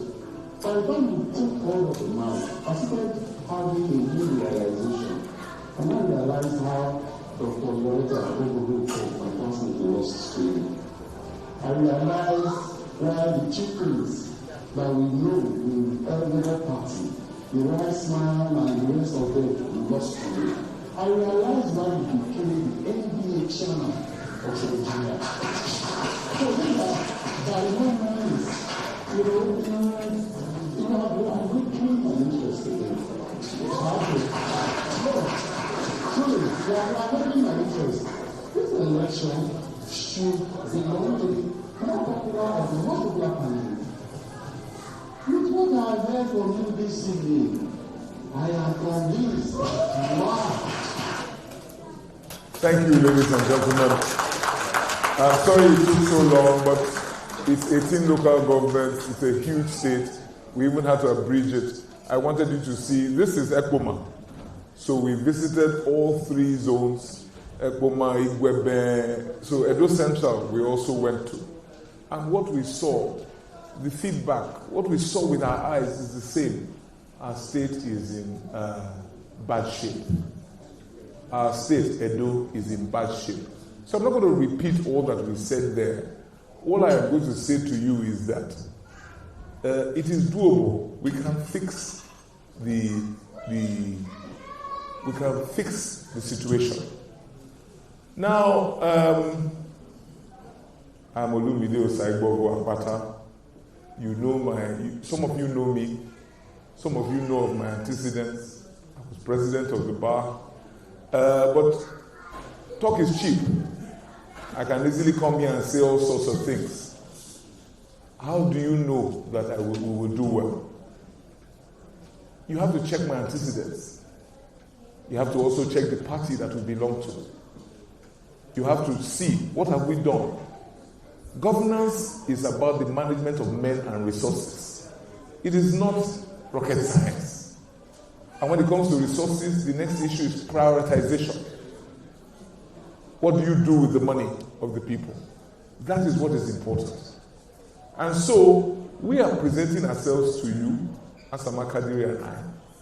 Because, like we said, you have people within your sphere of influence in Edo State. We want to make sure that we fix our state with your help. You want to come back home. Today, Edo is listed as the worst place to do business in Nigeria.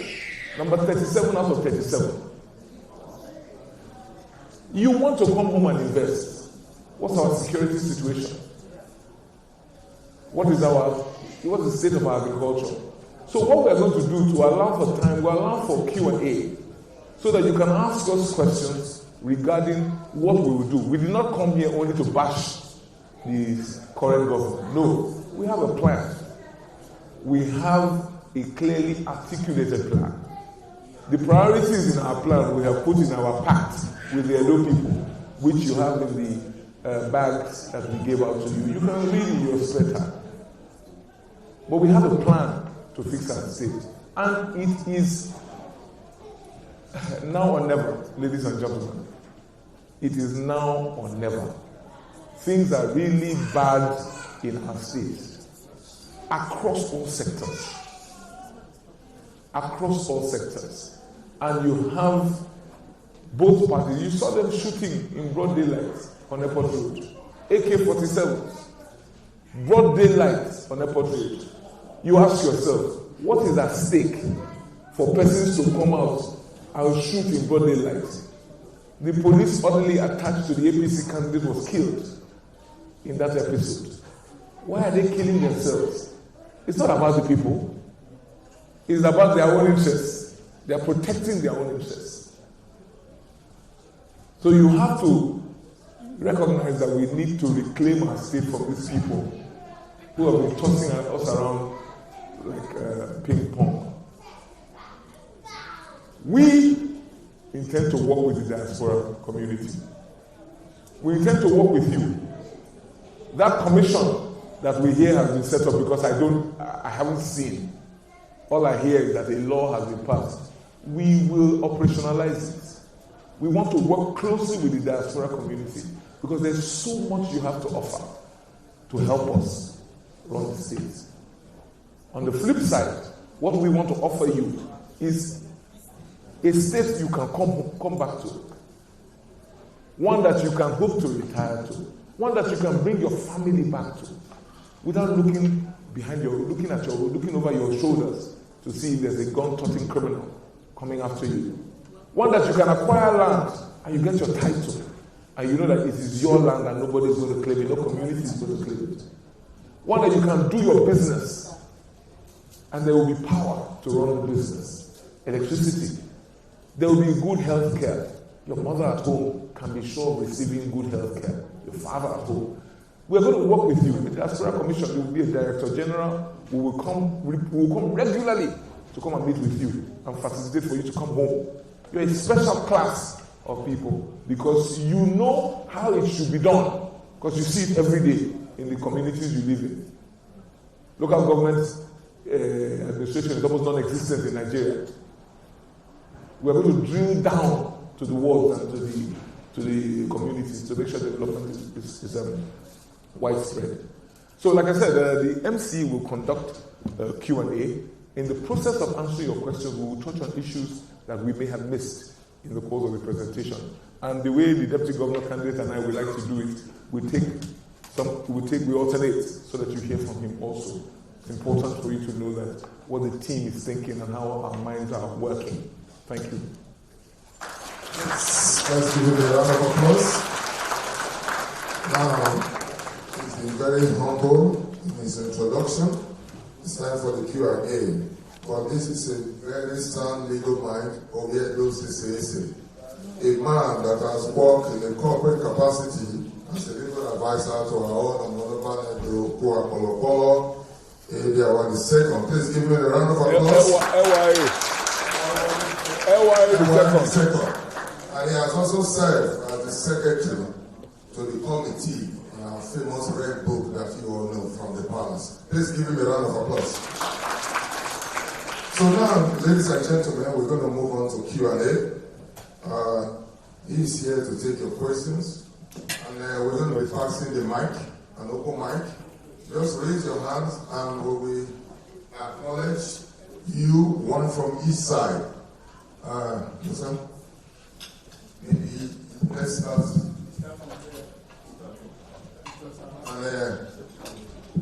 And incoming, just sit here. Good evening, ladies and gentlemen. Fellow Black's. My name is Dr. Sam. I'm very confident in what the Labour Party can deliver to Edo State. What my fear is, the APC is gearing up for what happened during the last presidential election of manipulating the results. PDP, on the other hand, they are gearing up for another manipulation. What plan do you have in position to make sure you flash their effort? No manipulation, so that correct the result will be announced. I know the people of the country are allowed to vote their mind to win.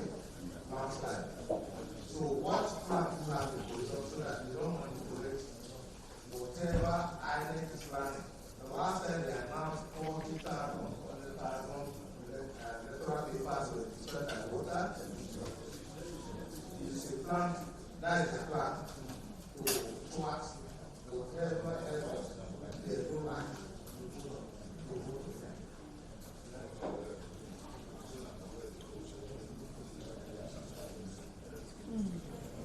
Yeah, we'll take three at a time.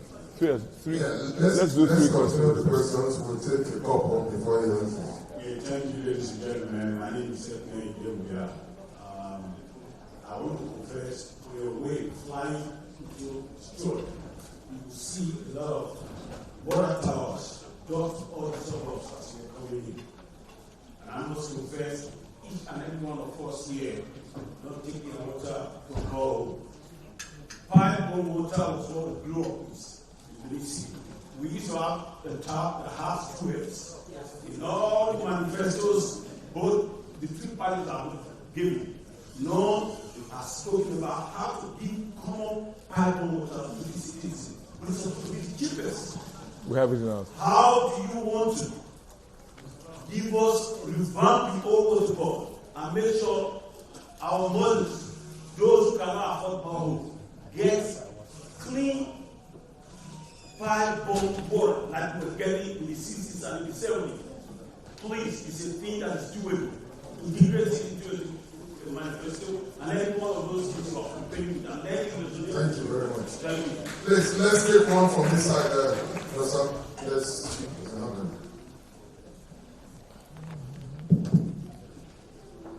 Thank you very much. My name is Dr. Mantis Oseriki. I'm from Las Vegas. We at the EA level, we have a platform where we distribute information and we get the latest news from Nigeria.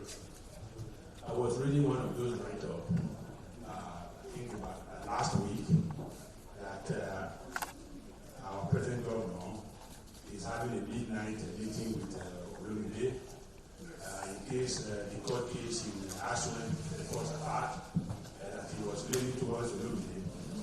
And on the same platform, it was also written that his two that is financing the design Olumide as a Trojan horse, designed to draw votes away from Ashland, so on the Opewo. Now, my question is, what is Olumide doing, to also disseminate information within the same platform? And what is he doing to dispel all these falsehoods? I never saw anything after that. Thank you. Okay, we're going to take one more from this side, preferably a lady. Yeah, there's one right in front of you, please. Yeah, then we will. Thank you. Hi, my name is Beverly Isa. I'm from Los Angeles, California. I'm also the vice president of the Joe Association of Southern California. My question is very short. If elected into public office, what would be your top priority in the first 100 days? Thank you. Okay, let's give the incoming. Give a round of applause. Let's give the incoming this opportunity. No, four at a time. I need to play that video debunk the APC thing. What you have? What about the money just did to say about the Mila video? Play it. Just upload it and then play it. Many thanks to all those who have asked questions, and very quickly we'll run through them. Dr. Sanho, he's not in the room. Oh, there you are, sir. Domo. Your worry and your concern is you seem to believe that APC and PDP have perfected their plans to rig the elections as they normally do, and so what are our own plans? So let me tell you very quickly. Hindsight is 2020.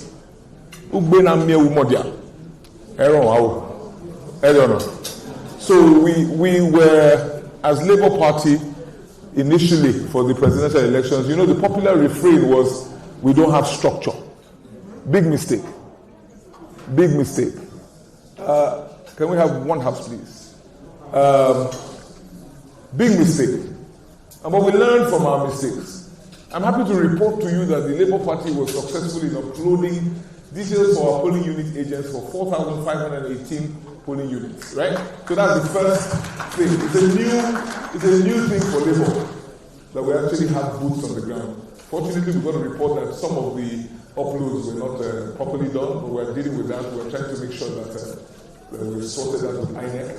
And then we also have Plan A, Plan B, Plan C. You have your agents, you have a backup in case your agents go rogue. So the first thing you do, rigging is not easy, bros. Rigging is not easy. The reason why they can rig you out is if you are not there. If you are not there, then they can do all sorts of people, all sorts of shenanigans. But if you are there, which is why we say we will follow the process bumper to bumper. As we say colloquially in Benin, men must mount. We saw 2023, yes, it was a horrible experience. But Abia State that I keep on referring to, they almost robbed Dr. Oti of his victory too. But the results were announced late in the night because men mount. And Ross, I'm not coming here to play. I've been successful as a lawyer. As am I successful as a lawyer. But we have come out of our comfort zone because of the greater ideal, the greater good. Because as we say in Benin, we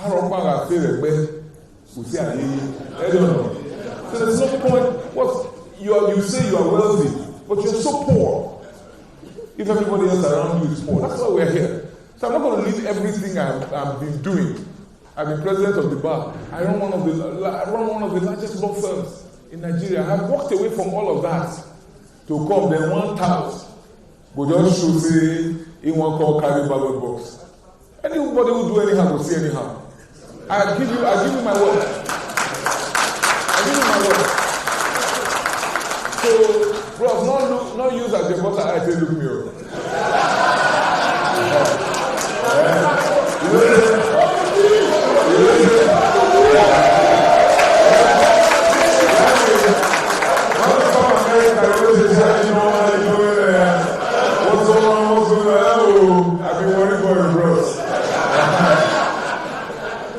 If they do anything, they will collect. I became president of the Nigerian Bar against all odds. Well, my blood is paid. So, bros, you lead that one. We will do our part. And then, Baba God is involved. You see, the two of them, they fight themselves. It will come down to 1-1 golden draw. Because they're not going to play for each other. So it's a fight to be finished. Then we will just pass on that. I promise you. I promise you. Because we will maintain and make sure that we will not lose guard. We take care of our own business. Meanwhile, they're going to fight themselves. You mentioned the beavers. It was actually the beavers that got destroyed. Some beavers machines that got destroyed at the Benin office of the INEC. Beavers machines can be replaced. They will be replaced. There was actually a flood in Benin that day. Beavers, luckily, it's an isolated, it's a standalone election. So they can pull beavers machines from anywhere and program them. Am I confident in INEC? Well, they're not finished. But will they look there? And will they watch them closely? I'm working with them. I know Professor Yakubu, the secretary of INEC, is an Edo woman. We are holding their feet to the fire and telling them that not trying. The people are watching. So we're doing our own bit. But ultimately, God is in control, and He will ensure that He will crown our efforts with phenomenal success. We cannot just sit down and do nothing.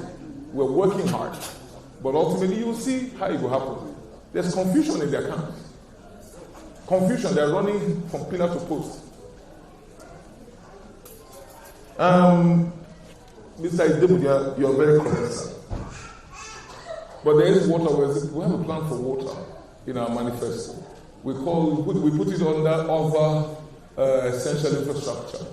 My father was born on the 29th of May 1940. He is still alive. He's 84. He told me as a child he grew up to meet water running in the taps in Benin. As early as 19... My grandfather was the Obanwoye of Benin in 1939. There was water. So I am irritated by the mention of the word borehole. that a whole generation has come to think that borehole is the way water is supplied. It's not sustainable. Borehole technology is for where the topography will not allow for pipe-borne water. Some parts of the state where you will need to do borehole just because of the substructure that is almost impenetrable. But that cannot be the standard. In Akpata, there is the Ojirami Dam, right? In Okoro, there is a dam that has become obsolete and useless. We are going to ensure that there is pipe-borne water in Edo State. Our children will see again that they can turn on the tap. There's cholera right now, I hope you know. Cholera, there's a cholera outbreak in Edo State because most of it is as a result of sources of water that are unhygienic. So you can be sure that we're thinking through these issues. Again, it's not rocket science. It is about intentionality. So I'm giving you my words now. That Asama and I are here to deliver for the people. Just pray for us because we know the news. I say when they enter that place, I don't know what happens to their enemy. Then something just goes wrong. I'm giving you my words. Water will flow through a pipe-borne water. It's just reticulation. We just have to. You earn 16 billion every month. Monthly. There's no reason why you can't plan for proper water supply. For me, it's affordability. And when I look at our income profile, we can afford it. If we stop wasting money on what are not things that are not important, the cost of governance, and then politics, 4x4, talk back, all that costs money. You take the money meant for development and you point it to politics so you perpetuate yourself in power. We have one term. That one term, 48 months, we will work like if we don't have second term to look for. If the people are satisfied with our performance, we ask them again for their mandate. If they give us, if they don't give us, we go house. That is the power of a second address. I guess what we have to do. If the people don't return us to government house, we go back to being lawyers and we are.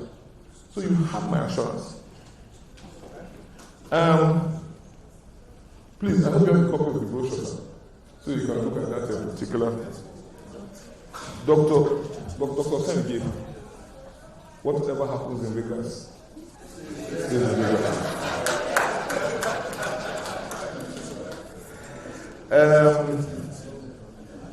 Yes, all sorts of rumors.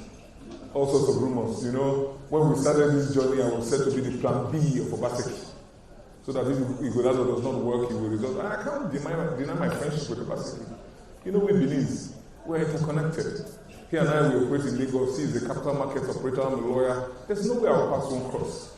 His mother and my father were very close friends in the early days. So I know Obaseki. Indeed, we had hoped that as a private sector person, he will go in there and make phenomenal difference. But to our dismay and utter disappointment, he is giving us a bad name.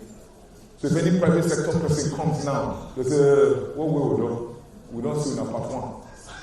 Right? So, yes, they have attacked me as being an Obaseki,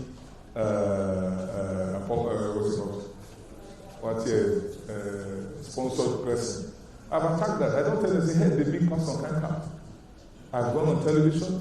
When they started pulling down my billboards in Benin, then people realized that, okay, true, not the Obaseki send them, because they started attacking me. And you know, saying a fruit won't get through in the stone. So when it became clear that I'm not of PDP, then they started coming with the APC story. They say, you know, now Lagos is for come. You know, Tinubu well. Tinubu has funded him. Tinubu is giving him money. I said, only me. PDP will send me. APC said will send me. That means I'm doing something right. I must be doing something right. Bros, they fear. Because our leg did their neck. They thought that we would have passed out by now. They thought that we would have lost steam. But we're the ones campaigning. We're the only ones campaigning, talking to the people. So they are really afraid. So you were talking about messaging, whether we're not putting out our own messaging. Then let me play something for you. Do you have anything for me? So we're pros. If there's any of the candidates that knows how to deploy the media, I think it's me. I understand media and the power of media. So we are attacking them. Me, before you beat me, I don't start to cry. because there's nobody will cry for you. So we deploy the media to full effect. So our messaging is there, it's on most platforms. We'll try and make sure that we send more this way so that you see what we are doing, counter what they are saying, and all of that. You know? So that is are you able to do it? But I'll just go to the last question. Barbara? I'm sorry? Beverly, I'm so sorry, forgive me. You wanted to know top priorities. Very difficult. There's so many issues. However, what we have done is to say, and if you look at the manifesto, we try to list about 8 key areas. But number one for us is electricity. Number one is electricity. As a corporate lawyer, I have been involved in that sector. As I've worked in the energy sector most of my professional life. We were part of the privatization of NEPA and all of that. So I understand the sector. It costs about $1 million to generate 1 megawatt of power. It's very expensive. But you can do it with a combination of your own income and then attracting multilateral financing. So power is the first thing. Good thing the Constitution of Nigeria has been amended, so power has been moved to the concurrent list, so states can generate power. So we are going to do short, medium, and long term. Firstly, when we get there, we'll work with the existing structure, which is the federal structure, while we put in place our Edo power, and then we'll begin to deal with the issue of power and right of Edo State. Abia has power now in 9 of their 16 local governments. It's doable. Expensive, but doable. If we take loans to provide power, that is justifiable. It's understandable. Because the multiplier effect, the small and medium scale enterprises, that is what they're looking for. The barber shop, the beauty salon, the pepper grinder, they just want power to run their business. Because running it on diesel or petrol is not sustainable. So power is our first priority. Are you ready with this? Are you able to do this?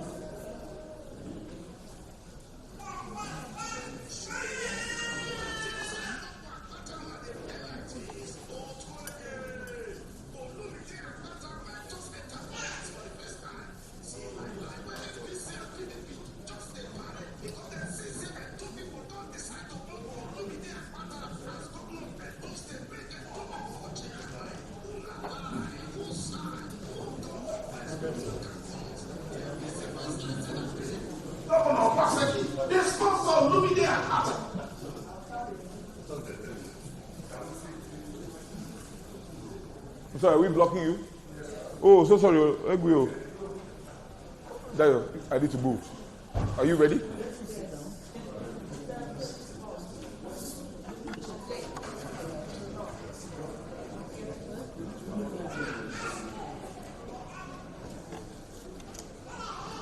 Where is technology when you need it?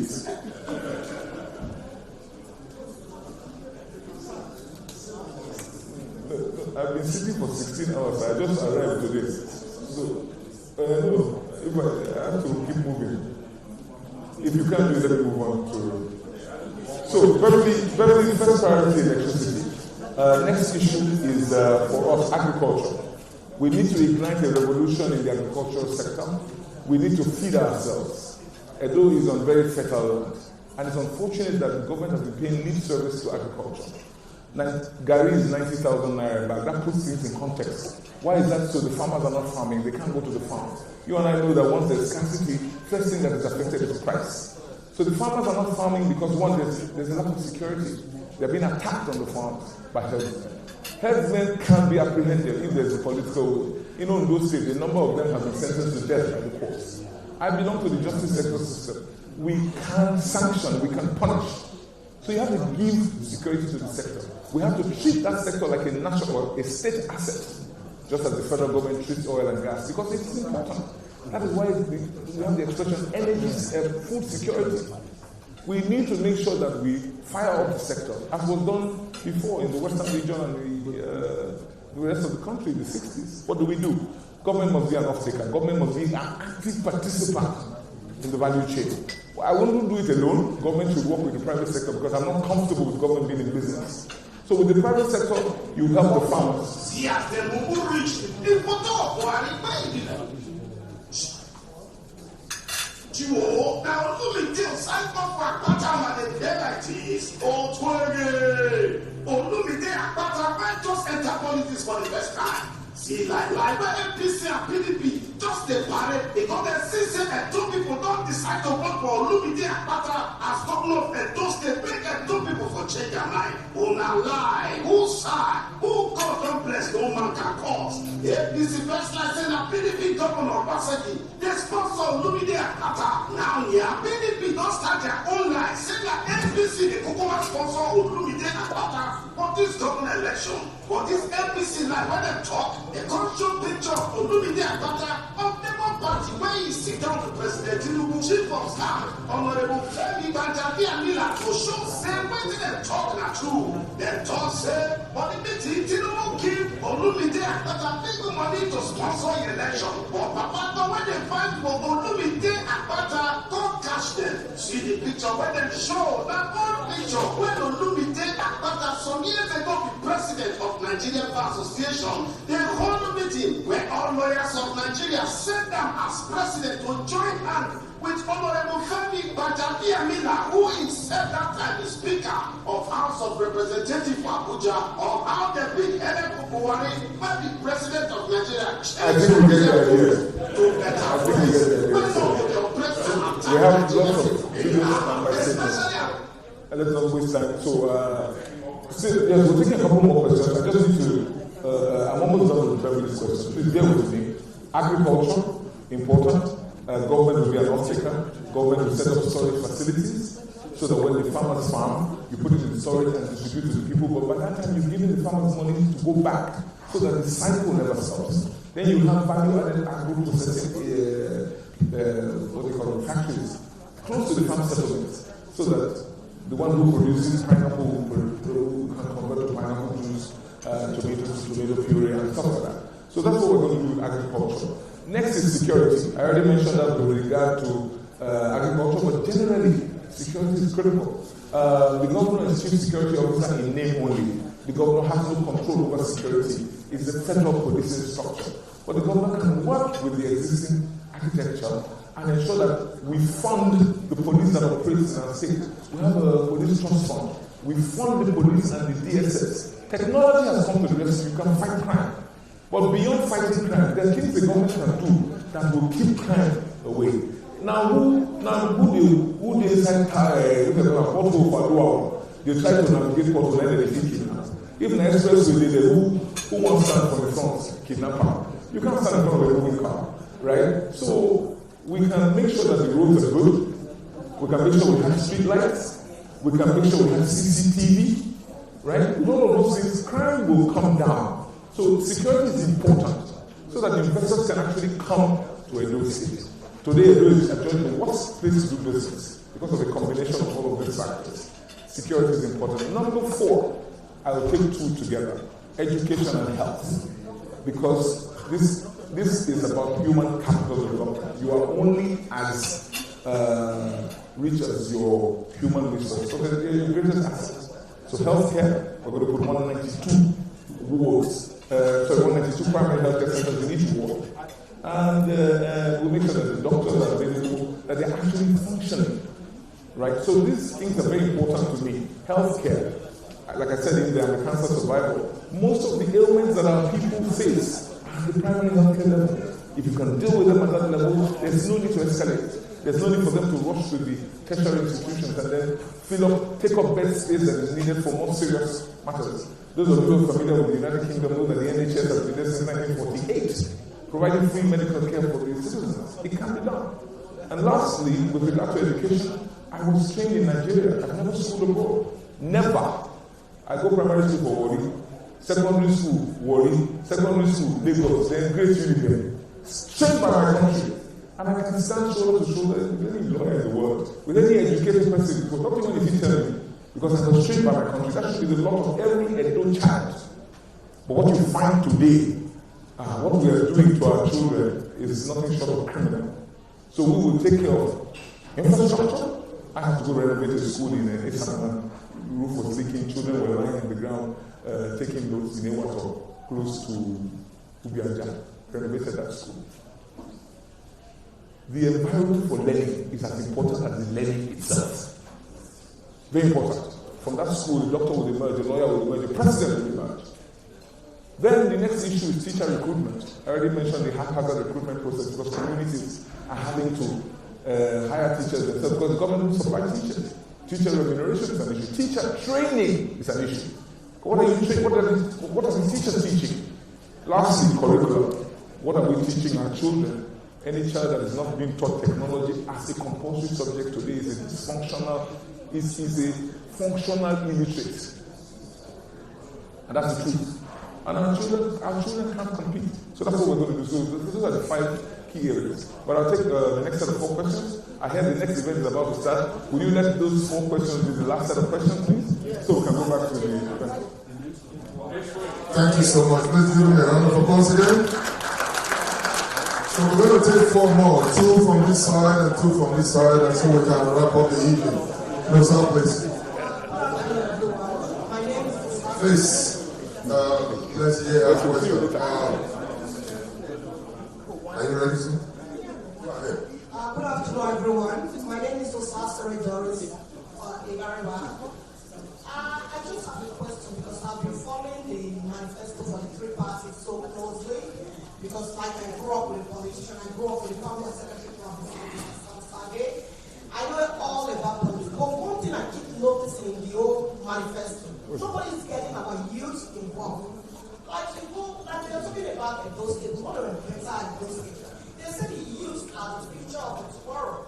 Like in all the campaigns, our youth are roaming the street, they are all turning into the Yahoo boys, criminals. Like nobody's talking about children like the skills, developing a skill program or a resource center whereby they can go to do something and be useful to themselves. Because like who's going to take the road if not the youth? Who is going to stay in the office if not the youth coming? Because most of us in the diaspora, nobody is below 40 years.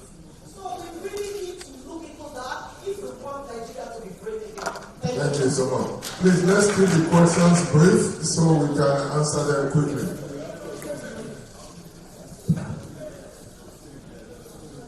Good afternoon, everybody. Good afternoon, everybody. My name is Mr. Confidence Amayo. I'm from Edo State, from Oregon local government area, Igbo Quarters precisely. We are here today for a very important reason. I know we're in a rush, but these are the things we need to fix. Very important. The next 4 years of Edo State is going to determine the future of generations yet upon. First of all, Mr. Olumide, our income government rate to come. We have very critical issues. Edo State is divided into 3 throughout districts. And before I came down to the United States of America, I was the president of the largest body in Edo State. I was the president of Edo State Cooperative Farmers Agency. Invariably, I know every local government area in Edo State. I know the mineral resources Edo State have. I know every local crown of Edo State. I've spent in every local government area. In Edo Central, I've been campaigning on your behalf, whether on social media or anywhere. But the biggest challenge is this. My mother, I'm from Benin, my father. My mother is from Ekoma. And the Asian group tells me, no, sir, why they do like this? Why you come say that this is how we reach our call? You go to tell us, maybe we can pay for your brother. You know, say as you be, you know, be better person. Now, Erabamo, the deputy governor, I can speak, I think, any language in Edo State, I can speak it. The Esakopo, we definitely have the deputy governor. Now, I have talked to a lot of our friends. The PDP people are the anybody in the PDP or APC. I know all of them. Whether it was governor today, some of them can contest to that. But what I'm saying is this: the Asian people, if we want to win an election, it's no need of us doing all these things if we don't talk about this or that set of people. The Asian people are very, very angry. They are agreed that the man are telling them to come and vote for women. They have not been able to tell the Asian people what do you have for them. So I suggested to them that how about we give they should put the cap in SSG. A lot of them say, why did I say, so we'll come to back. I say, SSG is the second to the government, it's the next to the government. I think it's a thing we can do. Now, I'm coming to that. We should not be in a hurry. I traveled 7 hours to come here. I drove down here to come here because of this meeting. It's very important. I know what they still have. Now, Mr. Olumide, what do you have? What do you have? How do you bring the issue of people to your system, to your government? Are you going to be offering the secretary to the state government? Or what do you think? Because if you're going to give them, I told you they should know that now so that they can vote for you. All right, thank you very much. Thank you very much. Please give him a round of applause. Next question, please.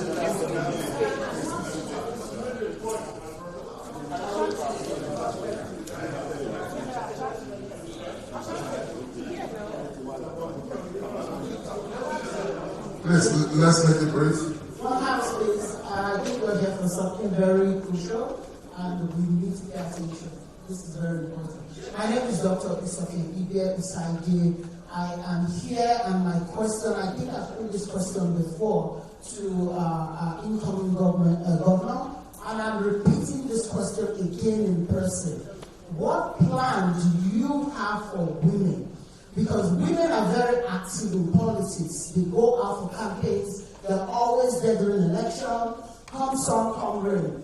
What plan do you have specifically in bringing women, not just by appointment to your cabinet, but creating a conducive atmosphere for women to be able to contest for election and be voted in from local government to federal government? Thank you. Thank you very much. One last question. Go ahead. Please. One last question, and we will wrap this evening up. Good evening, everybody. Thank you for coming to grace this function. My name is Dennis Ihagwere. I'm from New Jersey.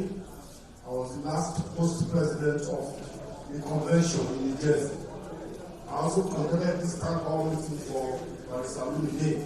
That's why I'm insisting not to speak, because I spoke last year like this. And the same question I'm going to repeat to you. The question is, what are we going to do about the infrastructure? According to the saying, infrastructure is the bedrock of development. Please, that is very important. That needs to be stressed. The roads, the bridges, the infrastructure is very important. That's my question. Very simple. Thank you very much. Okay. Let's get the lady out, please. Yes. Just one last one. Please make it brief. Thank you. Yeah, good evening, everyone. My name is Augusta, and I just drove down here to Canada, particularly for this. And my question, I think Olu has already talked about it. He touched on the legal into it. He talked about the diaspora, right? And really we're going to address it. Really, what's the impact we can do for you? Because we cannot vote. And we cannot vote in the house, so we cannot vote. So what is the impact really that we can help you with in your incoming government? Thank you. Thank you very much. Please, a round of applause for everybody that has a question. Excuse me, just please indulge us. Mr. Ogbomo has a question, and we'll just take that one, please. Okay, Mr. Ogbomo. Thank you. Ladies and gentlemen, thank you for coming. I'm a member of the voter.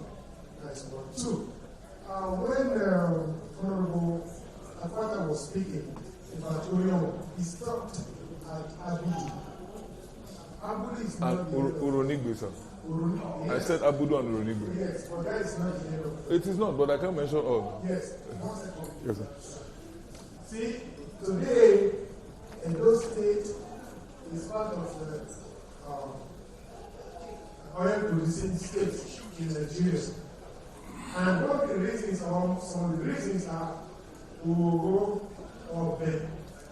Since 1954, share all the oil companies have been working in Ugo.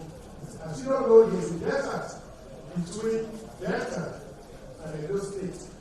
That is Ugo area. those areas. Nothing now, nothing. Nothing. We don't want any infrastructure in those communities. That's number one. Number two, public school or public schools is an equalizer anywhere in the world. Education is a great asset to any country. So a friend of mine, he is successful in Nigeria, he just left my house, I live in Chicago. He said, all public schools in Nigeria, from primary schools to universities, they are all gone. So this is a fact. So what are you going to do about public schools from primary school to university level in Edo State? Very elected governor of Edo State. Thank you. Thank you very much, Mr. Gomo. Now let's have. Before that, please, I need to ask a question. No, sir, we've asked the last one. He has to. Somebody welcome the incoming president to Detroit. Somebody wear up and welcome him to Detroit. Come on, guys. Welcome him to Detroit. What is it about that? Incoming governor.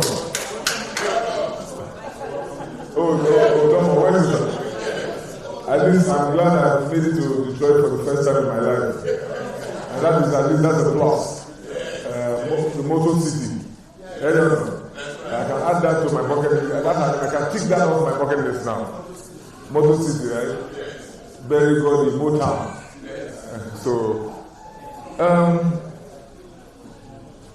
Deputy Governor, get ready.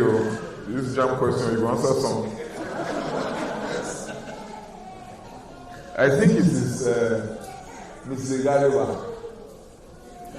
who asked the question about the youth. I graduated from Uniben at 20. I became a lawyer at 21. I set up my own law firm at 24. They're not a youth pastor. I have an affinity for that demography. Because if we don't plan for our future, we are doomed to fail. And they are our future. So first and foremost, when I was president of the NBA, I found a very curious thing. We have a council where we sit, and they say only lawyers who are past 10 years as lawyers can be part of the council. And I changed that. The deputy governor and I amended the constitution. How can you sit in a council to plan for a future that the participants of that future are not members of the council? So it gives you my attitude to the youth. Number one, you must give them proper training, train them for the future. So we are setting up a University of Technology in Edo State. Number one, because we must train our children in technology. But number two, we are not fixated on paper qualification. That's a mistake of our educational system. We must make sure that vocational schools are up and running so that they can learn different kinds of skills that are needed, sector by sector. We are going to talk to each of the businesses. What kind of skills do you need in your sector? And so that we have the schools that we set up years ago to Benin Technical College, so on and so forth, to train our children. If you are looking for an underwater welder in the oil and gas industry today, you go to the Philippines. Because as a lawyer in that sector, you go to the Philippines. They train people for this sector. You know, they have city and guild certificates. But in Nigeria, if you don't have a BSc, PhD, you know, it's not important. If you read my manifesto, we said that we're going to set up incubators. Apart from the schools, we're going to have incubators where our children are going to learn skills, extracurricular skills that are needed for their future. We're going to ensure that they are kept engaged. For example, we're going to work with the universities. We have 14 high institutions in Edo State, federal, state, and private. We're going to work with them with alignment of curriculum or alignment of courses that are offered so that they are training our children to get jobs, not training them to hold certificates. So that they are coming out with certificates or coming out with degrees or diplomas that are relevant to today's Edo State. So we're going to be deliberate and intentional about our youth. We're not going to use them as cultists to come and help us win elections. We're not going to do that. We're not going to use other people's children and then send our own children abroad. No, we're going to make sure that they're equipped. I believe in the youth. I'm probably the youngest candidate anyways. I am passionate about the youth. So you can be sure. Look through my manifesto, you will see that we are mentioned in certain places particularly from the point of view of education. Critical. We must arm them with the tools that they need for the future.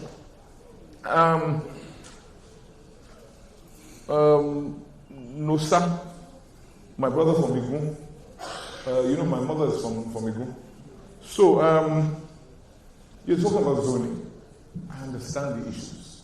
Zoning is affirmative action. There's zoning all over the world. The Aborigines in Australia.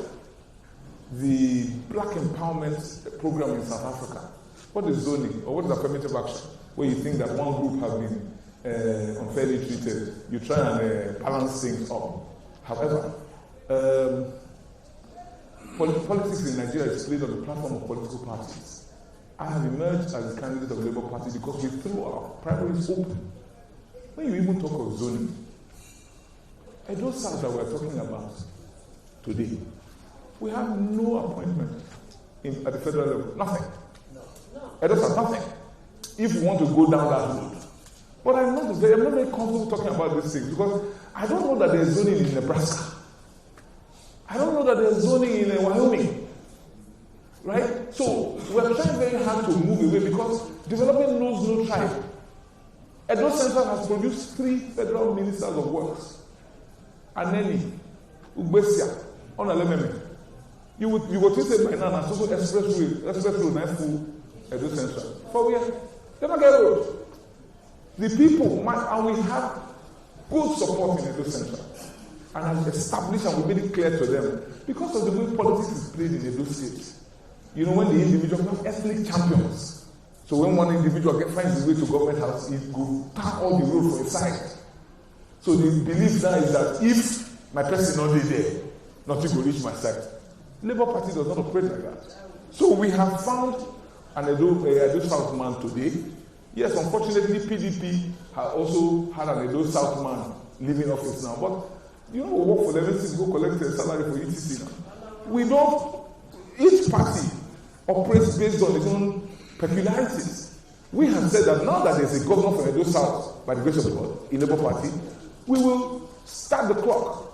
Now, will we offer, what do we have for Edo Central? Of course, it goes without saying. The tripod of key offices in the state, or should I call it a quadrupod? Governor, deputy, SSG.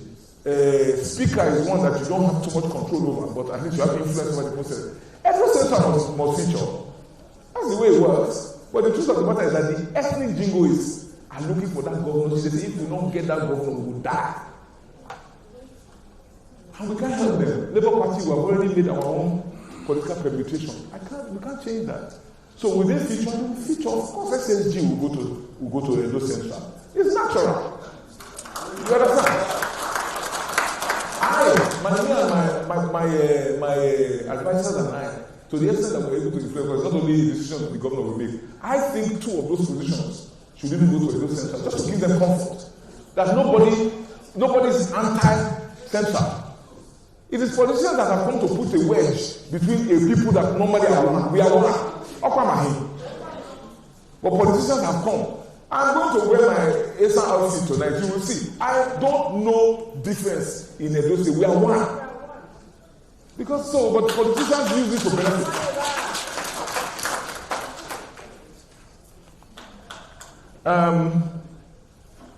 Isoken, my sister, Dr. Isoken, Ibia, plan for the women. So I'm an only son. I grew up with girls, 2 sisters. My mother was extremely close to her. She died 32 years ago. So sometimes some of us men who know the power and value of a woman, we are gender blind, but sometimes it's bad because we don't know what women are going through because we assume that all is well. When I was president of the bar, I didn't realize what the women were going through. Sexual harassment in the legal profession. Until it was brought to my attention because I just assumed all is well. Because I grew up with women. No woman is less than me. My mother made sure I understood that. Right? But it is not quite so. That's not how most men operate. So we have to bring a sexual harassment policy in the legal profession to name and shame all those who are making life difficult for the women. So you have asked. So the way my mind works, we must have affirmative action to ensure that the women are uplifted, right? So I will have no inhibition about ensuring that my cabinet is made up of 50-50 women and men. I have no problem with that. I will do it, right? Because women, what a man can do, a woman can do, and that is fact. It's not sentiment. Market women are very important. You train a woman, you build a nation. Market women are important. Access to finance, access to credit is important for the market women. And then we also need to ensure that the girl child is receiving the kind of training that can make her more effective in society. So our education will be skewed in that regard. Now, with regard to participation in politics, that is a political party issue. To the extent that I have influence in the Labour Party, you can be sure that we will make sure that the playing field is level, and that the women are empowered to participate. I want to see more women participate in politics. So you have to empower them. So firstly, understand that I, as an individual, I am pro-women, almost a woman rapper. Right? So you can be sure of that.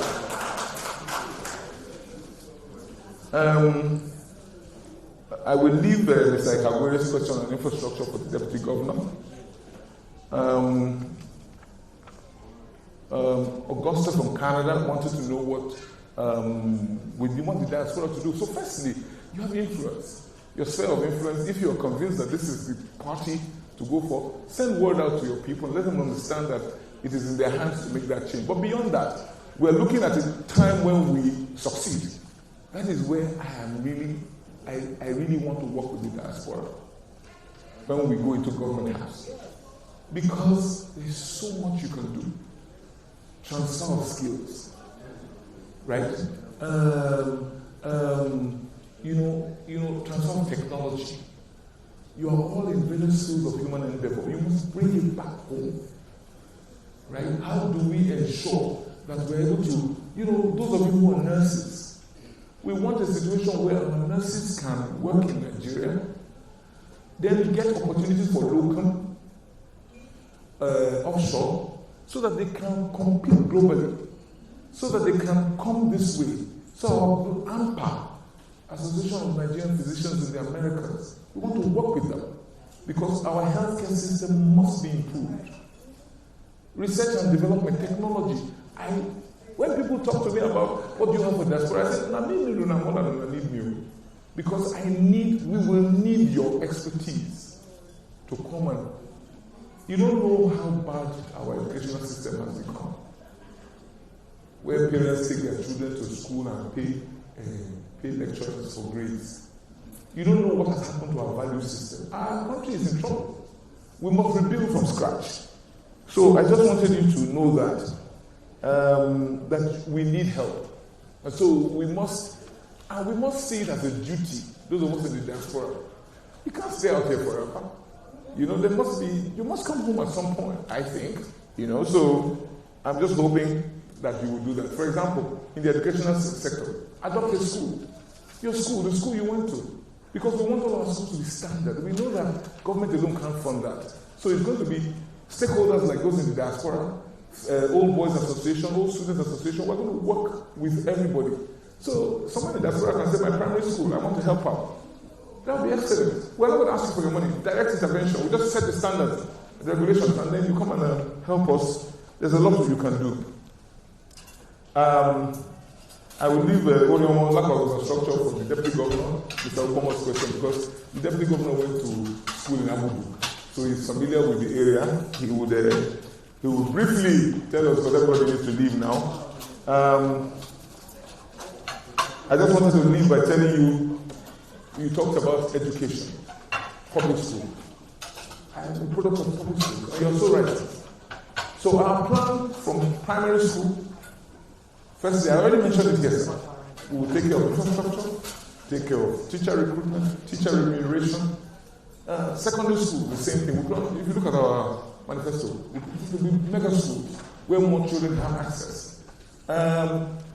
College of Education, shut down. Igwebe, shut down by this government. They claim it's still running. We went there ourselves to Igwebe. Ghost town.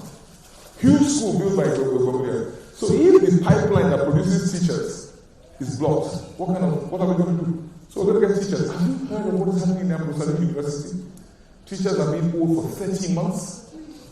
30. I just got a list of 25 teachers that I want to send money to now because they haven't been paid. Faculties are losing accreditation.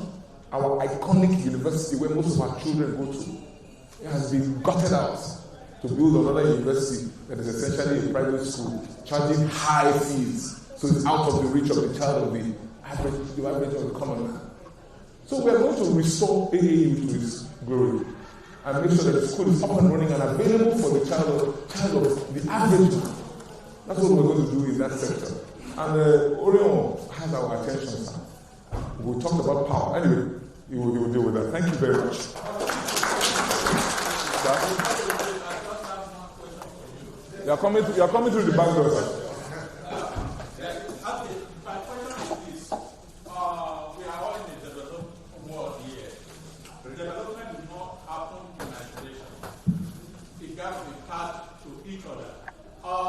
We want to know what is called taxes in this country.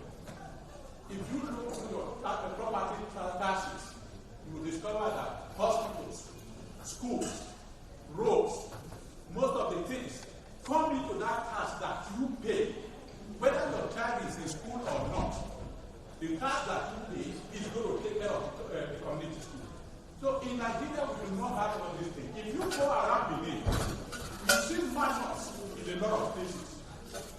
And none of them pay taxes.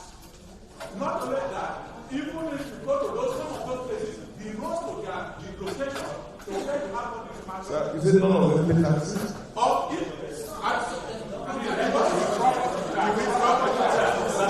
Sir, let me tell you something, sir.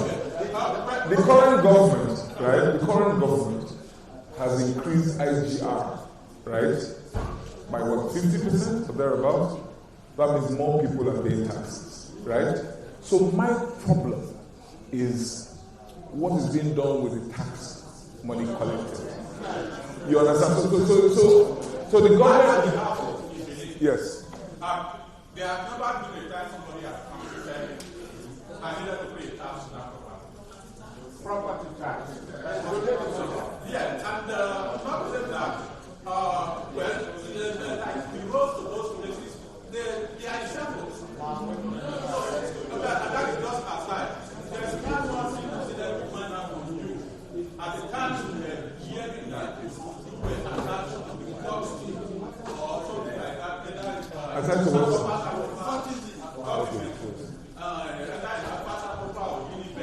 And that you were trying to support some of these groups. And it gave us a lot of insight. I don't know if it is true or not. I just wanted to see. Hear from your people. No. Yeah.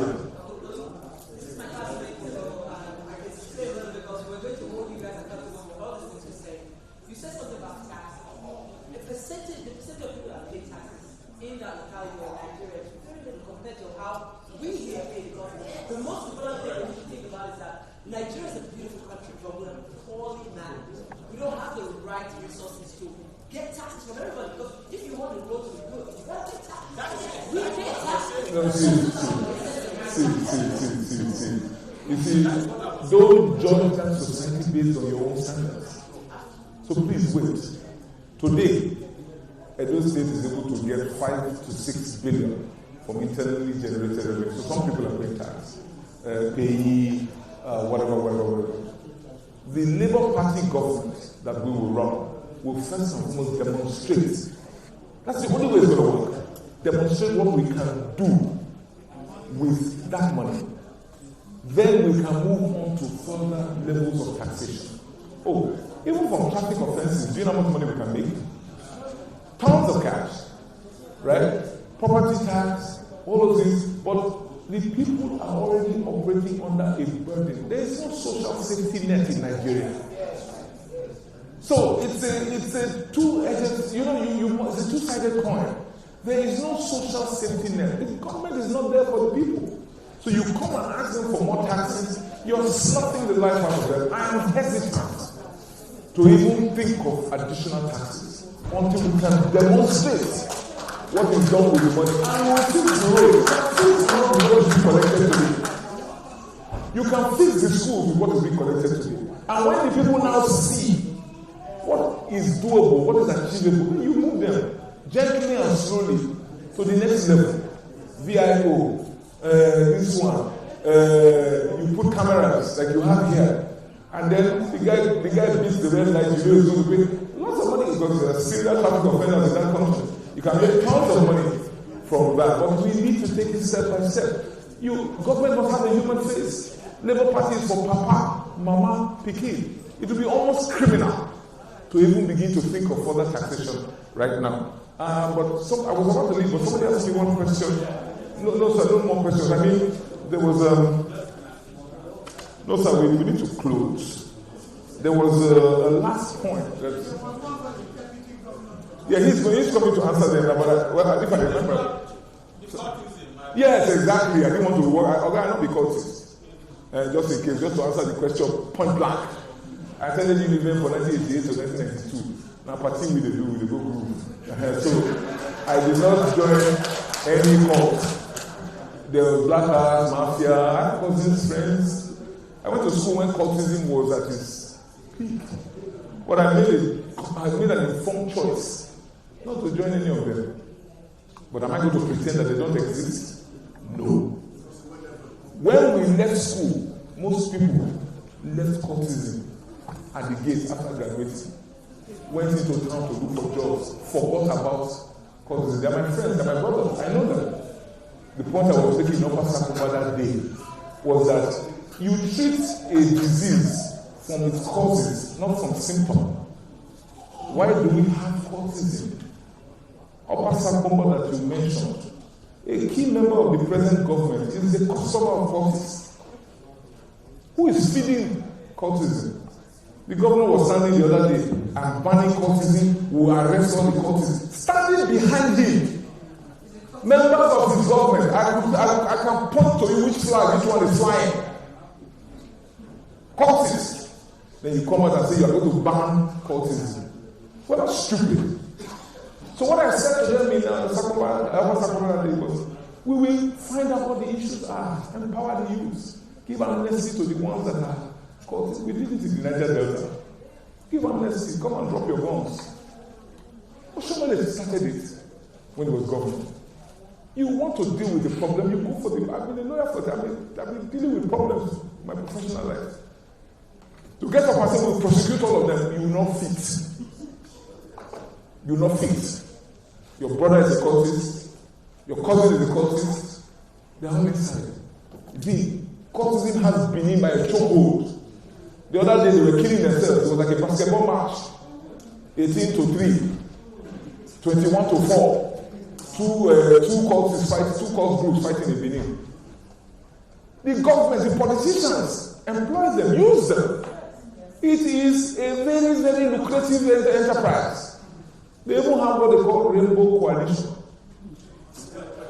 So the politician can just go to one person and he will just get all the cultists together to work for them. He to say they don't get customer, they will see. So deal with it. I don't call a spade anything else but a spade though. I know the people water for more when I talk. I am not a cultist. Never have been. But I cannot say I will play the ostrich, stick my head in the sand and pretend that my fan is not out there. No. So what I was telling them that day is that, guys, come, they are our younger brothers. What is the issue? If this so-called cultist see work for refinery, or he see work for power plants that is paying him good money, he go leave cultism for us. He go leave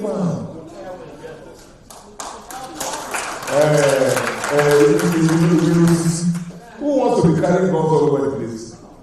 Meanwhile, you buy guns for them, these politicians, use them for each election cycle, abandon them for 4 years. Is it gun artifact? A gun is meant for only one thing, to shoot. So if you not see what it is and do outside of the political cycle, you and I become the victim. Then I will not come and start pretending that doesn't exist. They will call your house bros or mine. So that was my attitude. I don't know business. What thing are these cultists do? I've never been, never will be. But we must fix it because it has become an existential threat. Investors will not come. Businesses will not thrive because of fear of cultism. I must fix it. That was the point I was making that day. Thank you.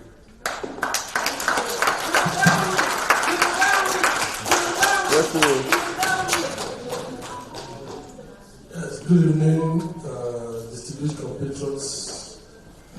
It's my pleasure to stand here, and many thanks to my principal for giving me the opportunity to answer these outstanding questions.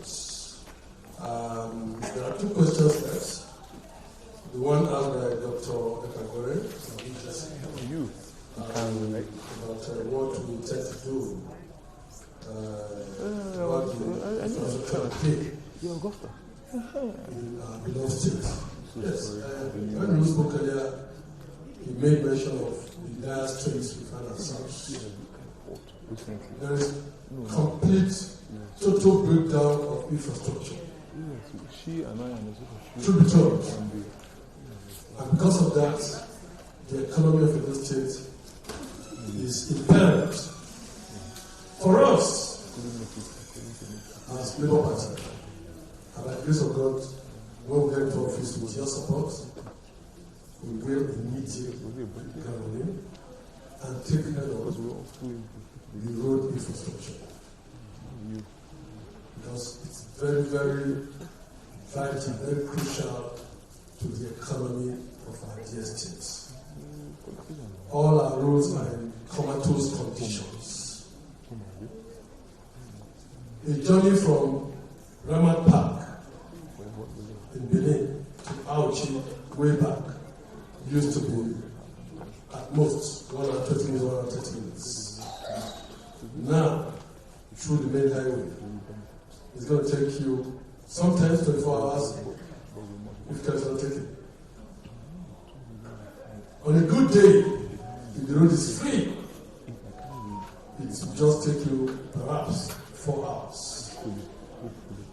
On a very bad day, the reason being that the road is in the entire length and breadth from Adoa all through to Iran, all through to Ekoma, Irua, Ewu, down to Akpata, down to Ukula.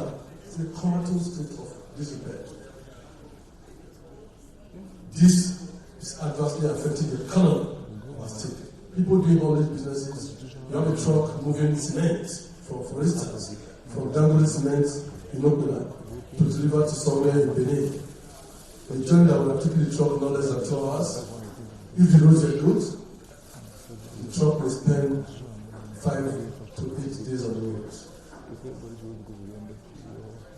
And on a bad day, that truck may, fall down somewhere, lose the pocket, and then all the cement will get destroyed. That's as bad as it is. I mean, we just finished our second round of campaigns 2 nights ago, around the entire state. At Auchi, on the express, all through to Iho, the road is impassable. Trailers have blocked the road because they can't navigate through. You're driving through our roads, it's as if you are driving through a war-torn zone. It's as bad as that. A transporter who ordinarily could make a trip from, let's say, Sapele Road in Benin to Warri 2 or 4 times a day is unable to make one trip a day anymore. Same with a transporter who could make 4 or 5 trips from Auchi to Benin on national buses is unable to make one trip a day. That affects the economy of that family. So for us, as a party, if we get to office, we intend to immediately salvage our roads. The federal highway, it doesn't matter there's a federal highway. It's an irresponsible government that will put a billboard at strategic locations of the highway saying, please bear with us, this is federal roads. The people that apply those roads every day are Edo indigenes. It affects their economy, their survival. Our people are going through stress, pains to navigate and move from one part of the state to the other. So road infrastructure is something we fix and fix aggressively, whether federal roads or internal state roads. Because apart from the federal highway that runs through the entire address of the state, the internal roads that connect towns and local governments in different parts of the state are also impassable. That's why when we spoke today, I said, look, don't listen to figures and statistics that are being bandied. The president of the government has spoken earlier on was go to the ground. Call our people at home from Edo South, Edo Central to Edo North. Ask them what is the reality of the ground. Our road infrastructure in a comatose condition. And because of that, the economy of the is threatened. So we tend to face it squarely as a very, very important instrument to revive the economy of the ordinary people in Edo State. Number two, infrastructure. He has said it earlier. I mean, in terms of number two on the infrastructure list is electricity. Electricity is something that's very, very vital, very crucial, of utmost importance to the economy of our people.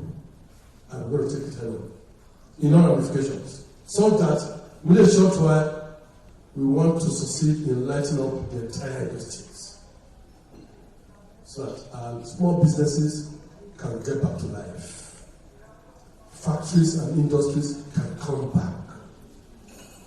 I visited a community called Yoko, which is known for large deposit of solid mineral resources. And the king of the community told me that they used to have about 27 factories as of 30 years ago. But all those factories have shut down because of lack of electricity. They're tired of installing generators and fueling generators with diesel to power their factories. So you can imagine, when we light up Edo State, leveraging the current legal framework that empowers state governments to generate and distribute and regulate electricity in their domain. You can imagine how much that will have, impact that will have on the economy of the state. Then beyond roads and electricity, in the educational sector, as I said, the infrastructure, the line infrastructure supporting the educational sector is in a total state of disrepair. I mean, any one of us who schooled at home, way back, primary school, secondary school, just call home, or when you visit home, go to your own school and see the situation. They are all broken down. I mean, I've been to my own school and roofs are not there, buildings collapse, and here we have government. We hear about Edo Best. Edo Best is only on paper and on the internet. Edo Best is only on paper and on the internet, not on the ground. Perhaps one or two schools were just fixed in Benin that can be used to showcase to the world. Go around the 18 local government areas, the 102 wards in Edo State. You cannot point at any primary or secondary, public primary secondary school that you can beat your chest and say it meets minimum local standard, not world standards. None! So for us to get our state back on track, we intend to fix the education sector. First of all, brick and mortar, because it's very important there must be a conducive learning environment for our children.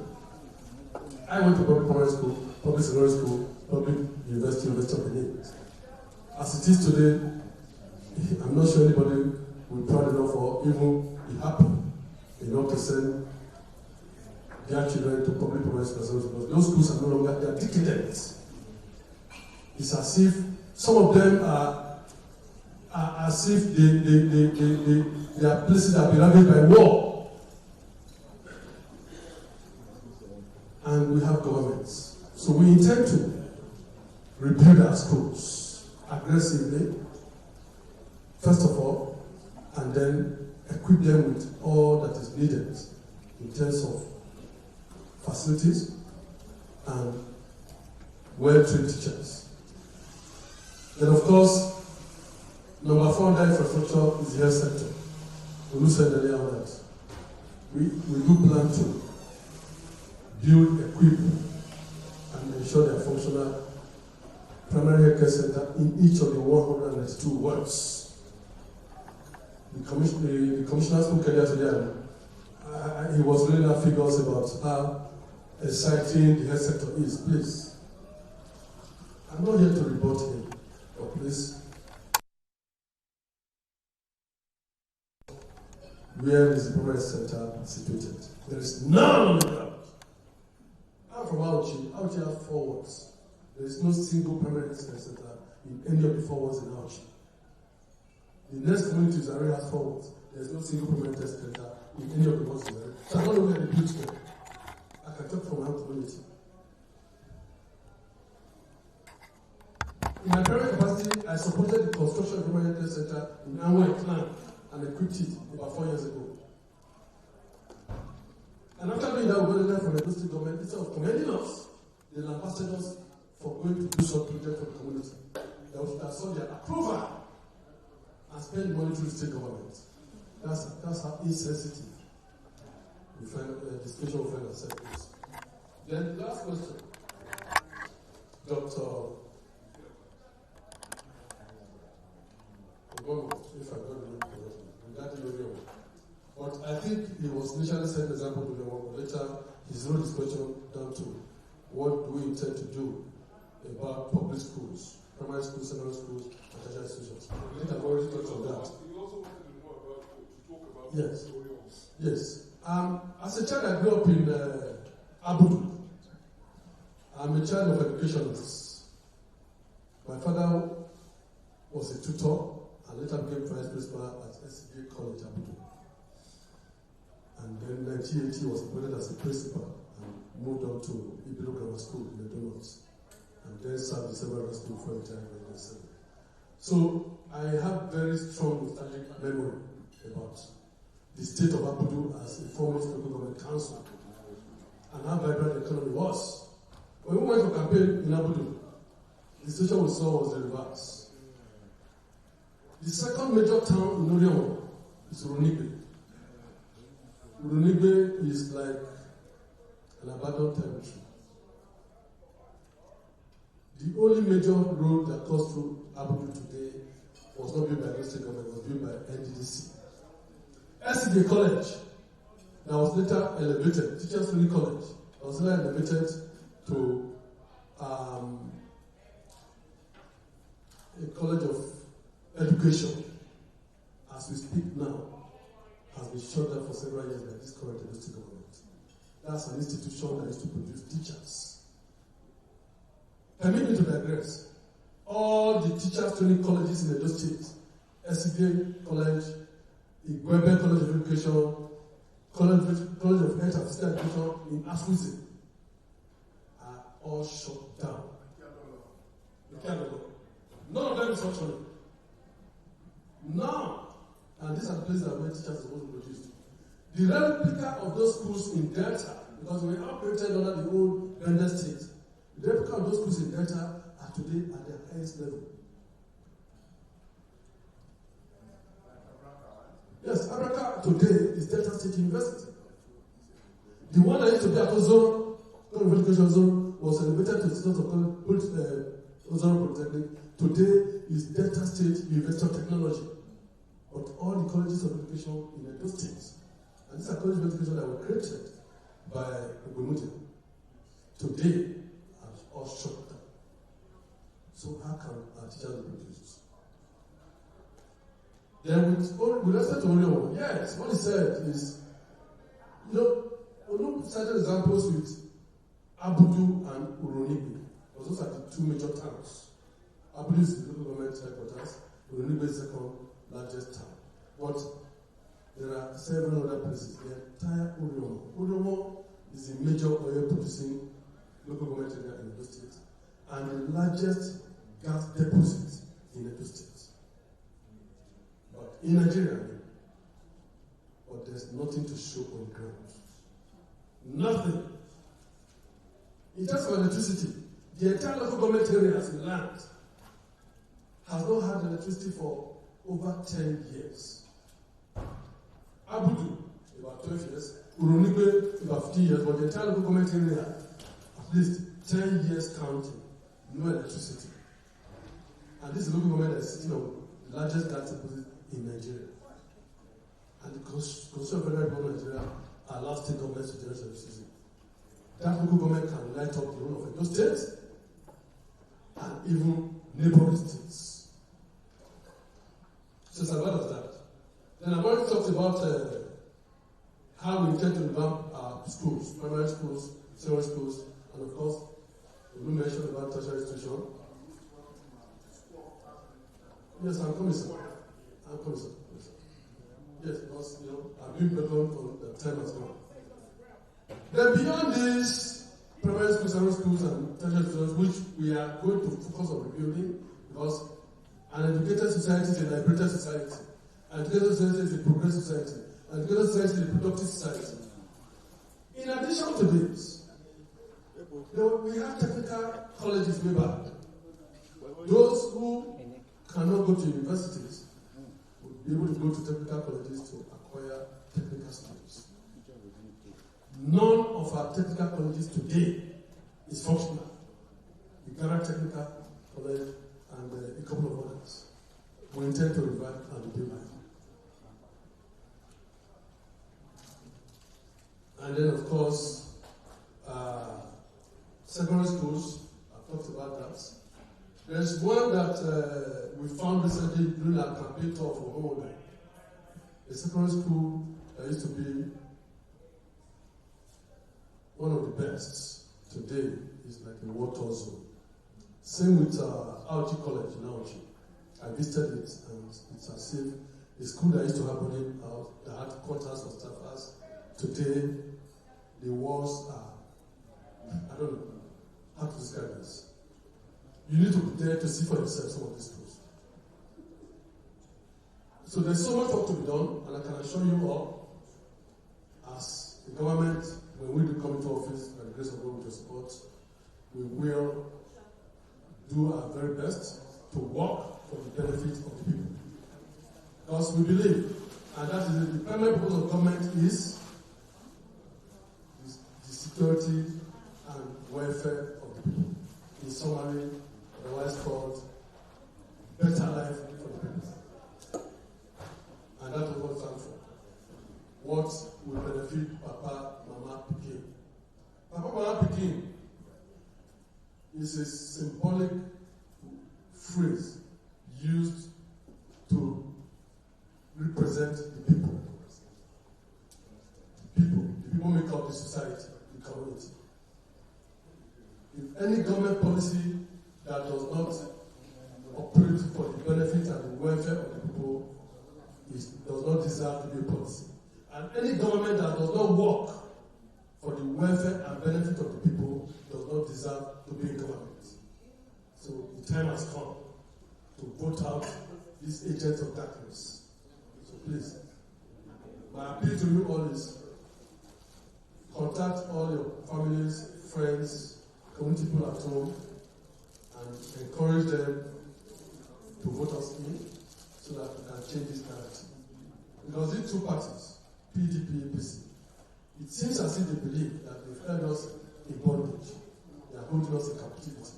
And they just assume or think that the citizens have no options and the citizens have no right to decide on what they want for themselves. The time has come to prove them wrong. Thank you.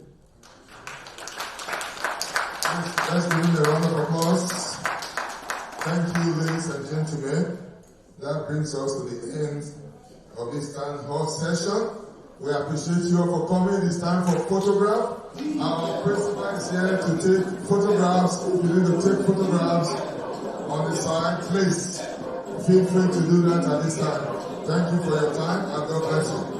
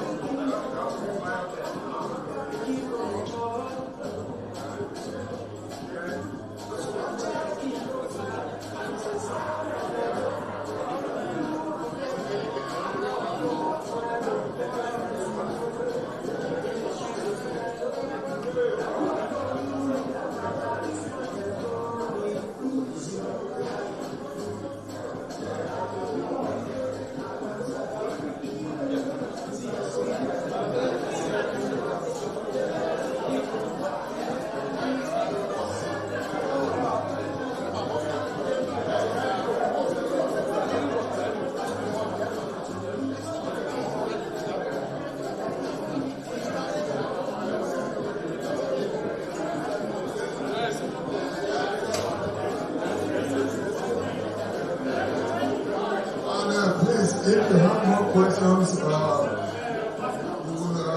put out an information out there where you can post your questions online and have them answered. Thank you.